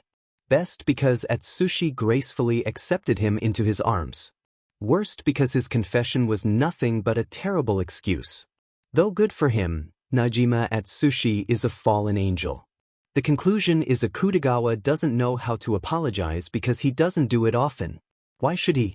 He's a ruthless mafioso, raised in a world where you kill or be killed. Apologies are useless. A waste of words. So it's no surprise apologizing to Bakugo Katsuki goes like this. I'm sorry. The blonde's expression grows into one of anger with a slight hint of doubt. What the F are you talking about, pale face? The sight of him has Akutagawa seething. He feels frustration bearing itself through his gritted teeth. Rashomon. Rashomon. Kill him before I go crazy. He calls for the demon roaring within him, but stops. Apologize properly to Bakugo, okay Ryo? It must have felt horrible to be stabbed like that. Sushi. He thinks of sunset eyes and sun-like smiles to get rid of all thoughts of plummeting Bakugo Katsuki into the ground and watching his blood spill. Remember, do it for him. He repeats. Akutagawa inhales sharply. I apologize for hurting you, Bakugo. I went too far. Inside his head, his thoughts betray his words. You deserved it. You challenged me and this is how I repay. I don't need your pity, pale face. Bakugo snaps with a scowl. Why are you FING apologize anyway? You're the one who won. Or are you doing this to shove it in my face that I lost? Oh, of CC course not, be Bakugo. Atsushi answered for him in a nervous splutter. How cute, Akutagawa muses despite the situation they're in. We just wanted to apologize. Furious ruby eyes. Narrowed at him. I don't need your apologies, ugly bangs. He growls. Akutagawa thinks he looks like some angry dog who barks more than it bites. Any sane person would stop there, keep their mouth shut lest they want to awaken the beast that is Bakugo Katsuki. But Akutagawa is well aware his boyfriend is as stubborn as him, even more probably. Because he has the courage to ask, then what do you need? Akutagawa thinks he hears someone facepalm. Probably Midoriya or that glasses brat. For you to not think this is over. Bakugo's gaze shifts to him, enraged and heavy. Sure, you won this battle, but this war is far from over. We're using movie lines now? Fine, two can play at that game. Are you, perhaps, declaring a war on me? This is the real him. Confident and blunt. Oh, how Akutagawa swells with pride. The possibility of Atsushi scolding him after this is forcibly pushed at the back of his mind. Bakugo huffs. That's right, pale face. I will kill you before those 6 months run out. Akutagawa feels a sense of déjà vu. His eyes briefly flicker to the white-haired boy by his side. A long-forgotten promise corrupted with hatred flashes in his mind. He inwardly smiles. Who would have predicted that those 6 months of waiting to kill him was enough for his heart to fall in love? Same goes for me, Akutagawa agrees. Let us see who is worthy in these 6 months. Bakugo releases a scoff, a twisted sign of his understanding. Then I shall take my leave, he announces. Just know that I owe you nothing, Bakugo Katsuki. I hope you keep your promise of not bothering me and my subordinates. Whatever, pale face. Satisfied, Akutagawa yanks on Atsushi's hand before spinning on his heel, the hem of his coat floating behind him. He meets the amazed, or is it horror? He can't care any less. Expressions of Class 3A, eyes wide and jaw agape. He brushes past them, taking his stunned boyfriend by the hand. As he retreats around the corner, he finally smiles. Akutagawa ignores his boyfriend's chiding, thinking to himself with amusement, "Oh, this will make things interesting." And this is the tale of how a rivalry is born between fire and shadow. They run to Atsushi and Akutagawa on the way to Heights Alliance. "What are you doing here, Atsushi-kun?" Izuku asks. Considering, after Akutagawa's failed apology, the two immediately walked out, shouldn't they be at the dorms already? Or is his brain failing him? The word tiger flinches at his question, and Izuku observes a flush making its way at the tips of his ears hidden by his hair. He squints to check if he's seeing correctly, and Atsushi is as red as a tomato. "WWJ just got lost." "You got lost with the many signs Udare puts up? But it makes sense, they're just new here and..." "Ha!" Mina suddenly yells, pointing an accusing finger. Izuku sputters, "That's really rude," trying to make her put her hand down. It fails, of course. "Don't you try to hide it from me, Atsushi-kun." Her mouth forms into a devilish grin. "How scandalous of you!" Atsushi squeaks. "WW, what do you mean?" Izuku pities him. The boy looks like he wants to dig a hole and just hide there for eternity. Mina arches an eyebrow, not done embarrassing poor Atsushi. Then, "Care to tell us about that mark on your neck?" Izuku's eyes go hide, head jerking towards Atsushi, who's the same color as Kirishima's hair and whose own sunset-like eyes are wide too. What? It's just then that Izuku catches the mark resting on the side of his neck. It's not that noticeable to the normal eyesight, but Ashido Mina's always been perceptive. It strangely looks like a hickey. Jairu gasps after her words. And though she tries to feign surprise, Izuku can still see her lips suppressing themselves from forming into an amused smirk. "Atsushi-kun." Atsushi looks like he wants to cry from embarrassment. And Akutagawa? He couldn't care any less. "No, it's just that. Any sort of excuse of his is certainly going straight to deaf ears. Mina wore a sheet-eating grin. "I thought you weren't the type to do those things, Atsushi-kun," she giggles. "But I don't judge." His shoulders fall, and Izuku sees him briefly throw Akutagawa a deadly glare. His eyes say, "This is all your fault." He turns back to the class, releasing a sigh. "I'm sorry for..." They gasp. "Why are you APOL? Can we just FNG get inside?" Atsushi looks so relieved. "It looks like a buffet. We weren't sure what to order, so we got pizza," Mina says, clapping her hands as she gestures to the table filled with about 10 boxes of pizza. Izuku thinks there's even more. "I hope you enjoy it." "But, this is too much." Atsushi falters at such a huge amount of food. "Surely we can't." He pauses because he just noticed Kenji gobbling up an entire pan by himself. Hyuka is seated right beside him, silently munching on a slice as she curiously watches her friend. "It's fine if you don't finish it, Atsushi-kun," Kaminari assures him, slinging an arm around his shoulders. "We can just microwave it tomorrow." "That's unhealthy." Bakugu snaps from the kitchen where he opened the fridge to fetch a glass of water. "Anyhow, let's go eat." Izuku chirps so Atsushi can forget about Kachin's little remark, pulling the word tiger by his arm. "You brats sit down quickly." Kunikida yells, adjusting his glasses. "We were already behind schedule since you came in so late." Izuku's shoulders slumped. "Kunikida-san." Thankfully, Dazai comes to the rescue. "Oi, Kunikida-kun. Let them enjoy their feast," he says, patting the man's back with a grin. "Let's sit on the couch with the others so they can talk." He begins to drag him, but unfortunately for Dazai, he gets body slammed into the ground. "Kunikida-kun." Kunikida scoffs. "Stupid Dazai," and he goes off to the living room, leaving a wincing Dazai on the floor. Atsushi sighs. "Please just ignore him." "Atsushi-kun." Class 3A turns a blind eye. "Thank you for the food.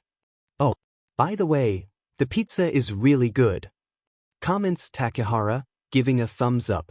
Beside him, Jin nods, holding up a sign that says, "Yes. It really is delicious." "I'm glad you enjoy it," Mina says. "Yamamo was the one who bought it." The said vice president looks flustered at the fact, ducking her head. It was not a problem. I'm just glad I was able to help. Don't say that. Laughter filtered through the table. While eating, Izuku notices Akutagawa blankly staring at the pizza laid in front of him. Akutagawa, you should. Atsushi beats him to it, nudging his boyfriend's side. He orders calmly. And because Akutagawa is a smitten boyfriend, Izuku has seen this scenario way too many times, he obeys, slowly raising a slice to his lips. He reluctantly chews. Akutagawa-san, how is it, Karo? Tsuyu has the courage to ask. The whole class looks at him expectantly. It's decent, comes his reply, and everyone breathes a sigh of relief. To others, it may not be much of a compliment, but for Akutagawa, who speaks only of snarky remarks, it's enough. Good. On the other end of the table, Onie-sama. Naomi, as usual, is attached to her brother's arm, sporting her signature smile as she holds up a pizza slice to his lips. Have one. Naomi. Tanizaki squirms. Class 3A stare. Is that normal? Uraraka mutters to Izuku, glancing at the rather strange display of sibling love. I don't have siblings, but I'm sure. Is that how it's supposed to be? Todoroki asks beside him. I should go tell Fuyu. Izuku immediately stops him. Don't, Todoroki-kun. His dual-haired friend blinks at him, innocently puzzled. Why? Izuku chuckles awkwardly. How is he supposed to explain? It's just different for everyone, that's all. He settles for that excuse, and to his relief, Todoroki seems satisfied, sitting down and beginning to eat again. Across him, Atsushi leans in to whisper. Sorry about them. You'll get used to it, eventually, he sighs. Vomi. Tanizaki. Don't tarnish the agency's reputation. Yells Kunikida from the couch. They continue to eat like that. The table brims with laughter and chatter. It was nice. Well, that's until Yasano-sensei comes. I nearly forgot. I brought wine. What? It was in her medical bag. Come on, Kunikida-kun. She whined. It's one of a kind. It's perfect for a celebration. Beside her, Chuya nods eagerly. Izuku learns he, like Yasano-sensei, adored wine. That's how their friendship was born, Atsushi whispered to him. Kunikida releases a sigh, pinching the space between his eyebrows. Yasano-sensei, you can't drink here, he says. It's fine if we were in Yokohama, because our subordinates are used to it. But we are in Utoday, the home of the heroes.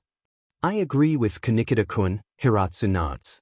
We are here under observation. We don't need to trouble them any further. Hiratsu-san. Chuya wails.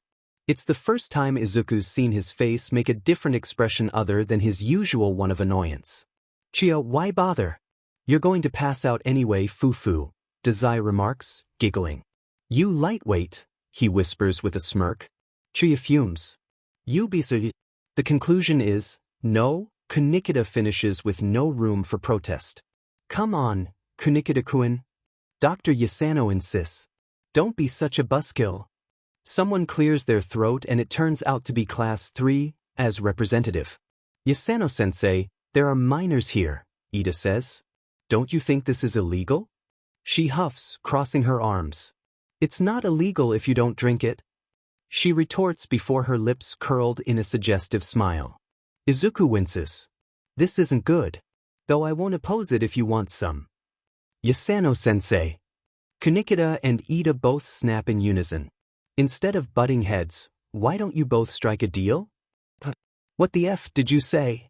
Kachin hisses, opening his palms where crackles can be heard. Kachin!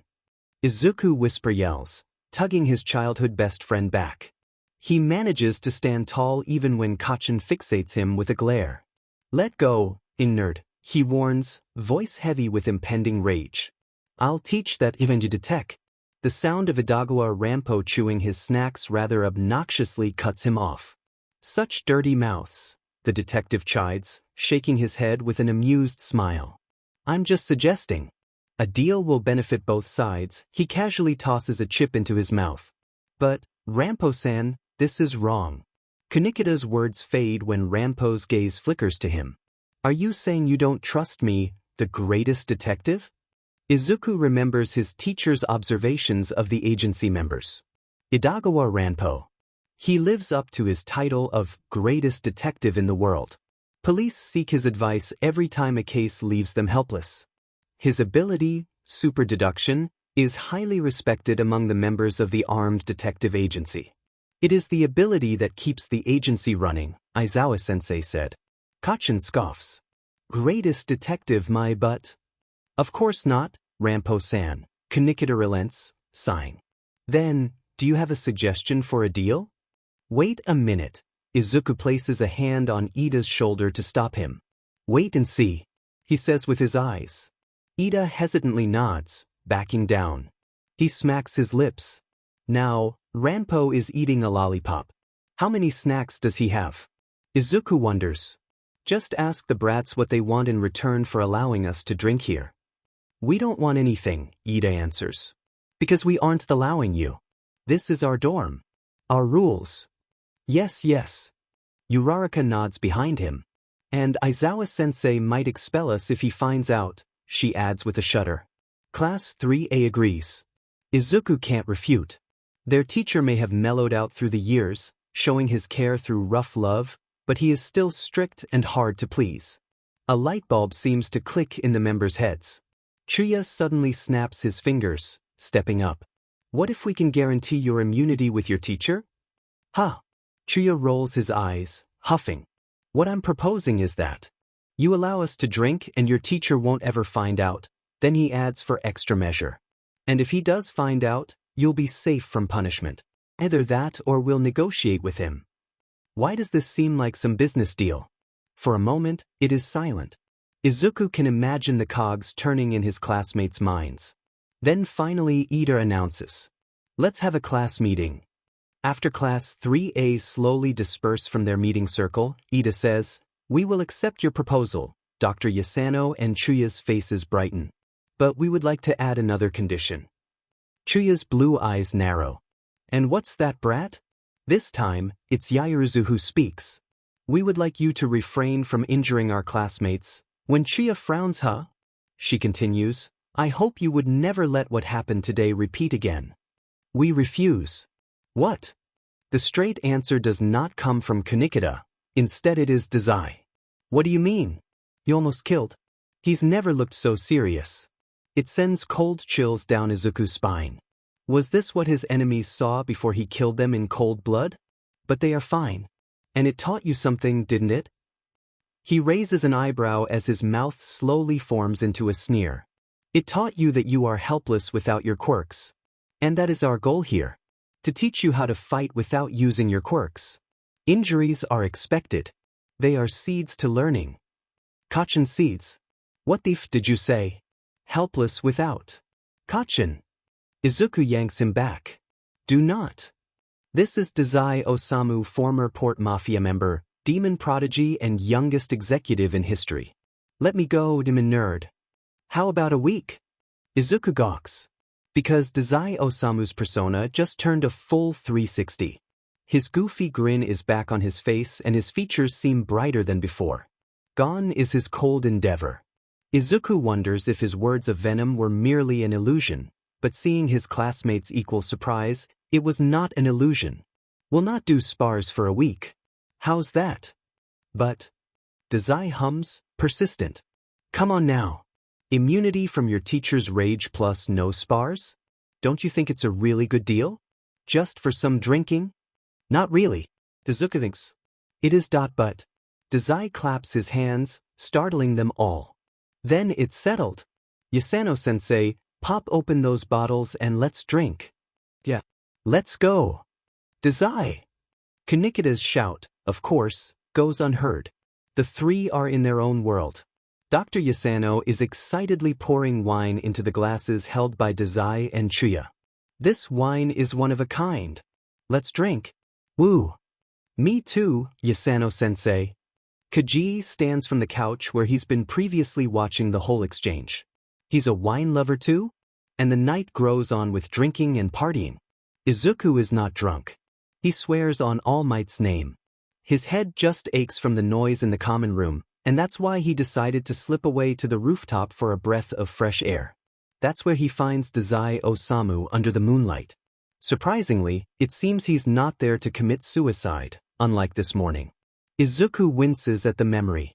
He was just trying to put all the members' belongings in their respective rooms when Dazai Osamu managed to sneak away.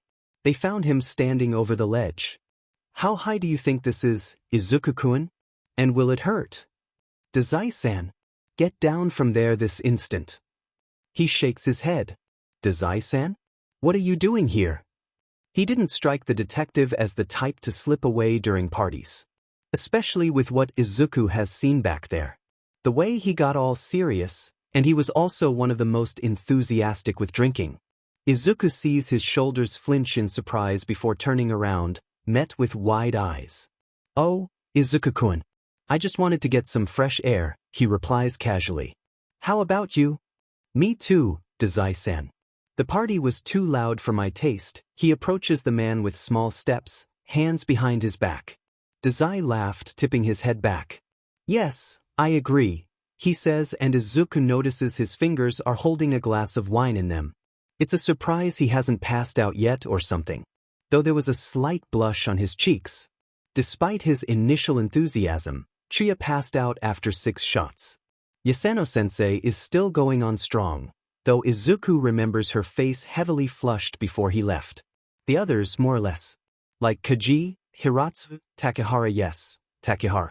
Akutagawa also took a little sip. Even Atsushi. Oh, how shocked Izuku was. Not only are the other members used to their superiors' drunk antics, they drink too. With the exception of Kenji and Kyuka, of course. Say, Izuku, can I ask you something? Dazai interrupts his thoughts. I'm just curious, that's all. Izuku blinks, before reluctantly nodding. Sure, Dazai-san. What is it? Nothing could have prepared Midoriya Izuku for his question. Do you still think of us as villains? Huh. What? He freezes. Why are you asking something like T that D Dazai-san? So out of T to the blue T2? He chuckles nervously. Dazai shrugs his shoulders, seeming unbothered by the heavy weight of his question. I told you. I'm just curious, that's all. He wants to say no, because a sort of friendship has been formed between him and the members. He considers them at least close. But then a voice at the very back of his mind answers, yes, because memories of his friend's blood, their eyes teetering between life and death, come flooding back, suffocating him. He still remembers drowning in the never-ending panic and the horror, just hearing the screams and cries. He remembers his teacher's findings. The number of crimes they have committed. Their conscience does not show even when bloodshed happens in front of their eyes. A quiet chuckle. You still do. He looks up, eyes wide. It's not like. Dazai smiles. His dark brown eyes twinkle under the dim glow of the moon. I don't blame you, Izuku-kun, he assures. A person's allowed to think what they want. You're a hero student, taught by heroes and bound by the morale of heroes. It's not a surprise you think that way, he shrugs his shoulders. But let me leave you a thought. Izuku blinks, half worried and half curious. Dazai takes a step forward, eyes glinting with something unknown. When they're this close, Izuku realizes Dazai's eyes have a red tint to them. His lips break into a small smile. For all the time you heroes spend chasing villains, have you not stopped to wonder what made the villains that way? But swift as ever, Dazai withdraws with a smile still resting on his lips. However, Izuku has no time to ponder on his words when in the corner of his eye, he catches something down below. Or rather, it's someone who would get very, very mad once he steps inside and witnesses what's happening in the common room. Aizawa-sensei. Next Saturday morning finds the students of Class 3A with cleaning and goodbyes. Are you sure you don't want us to accompany you, Dazai-san? Sushi asks worried. He fiddled with his fingers nervously. His mentor's lips formed into a smile. It's fine, Atsushi-kun. Besides, don't you have to clean? He wiggled his eyebrows, which made Atsushi drop his anxious demeanor immediately. He frowns, sunset-like eyes narrowing. Forget I said anything, Dazai, he says sharply, spinning on his heel. Jinko. Behind him, Dazai bursts into mischievous giggles. Atsushi-kun. Izuku just lets out a sigh, shaking his head. Well then, have a safe trip back, he flashes a polite smile. Yes, thank you, Hiratsu replies, grateful. I hope to see you soon. And I hope you keep your end of the bargain, Ida says, looking stern with chin set high. Dazai grins at him. Don't worry about that, Ida-kun. Our lessons for this week doesn't involve anything dangerous, he winks, which makes them stare at him warily. One day with Dazai Osamu taught them not to trust any of his words. Though, Izuku catches his eyes drifting to the side, but doesn't think much of it. His mind is too preoccupied with the detective's words from last night on the roof. For all the time you heroes spend chasing villains, have you not stopped to wonder what made the villains that way? What does he exactly mean? Izuku better ask Aizawa-sensei later. Then bye-bye. Yes, bye-bye. After the members disappear around the corner, they turn around to hurry the F up. This storm ain't gonna clean itself. Kaminari's expression cries, help me. To receive their punishment for last night's party. Sunday cleaning. However, Class 3A is about to find that no amount of sparring or cleaning will prepare them for what's about to happen on Monday morning. Today's lesson is going to be a detective game.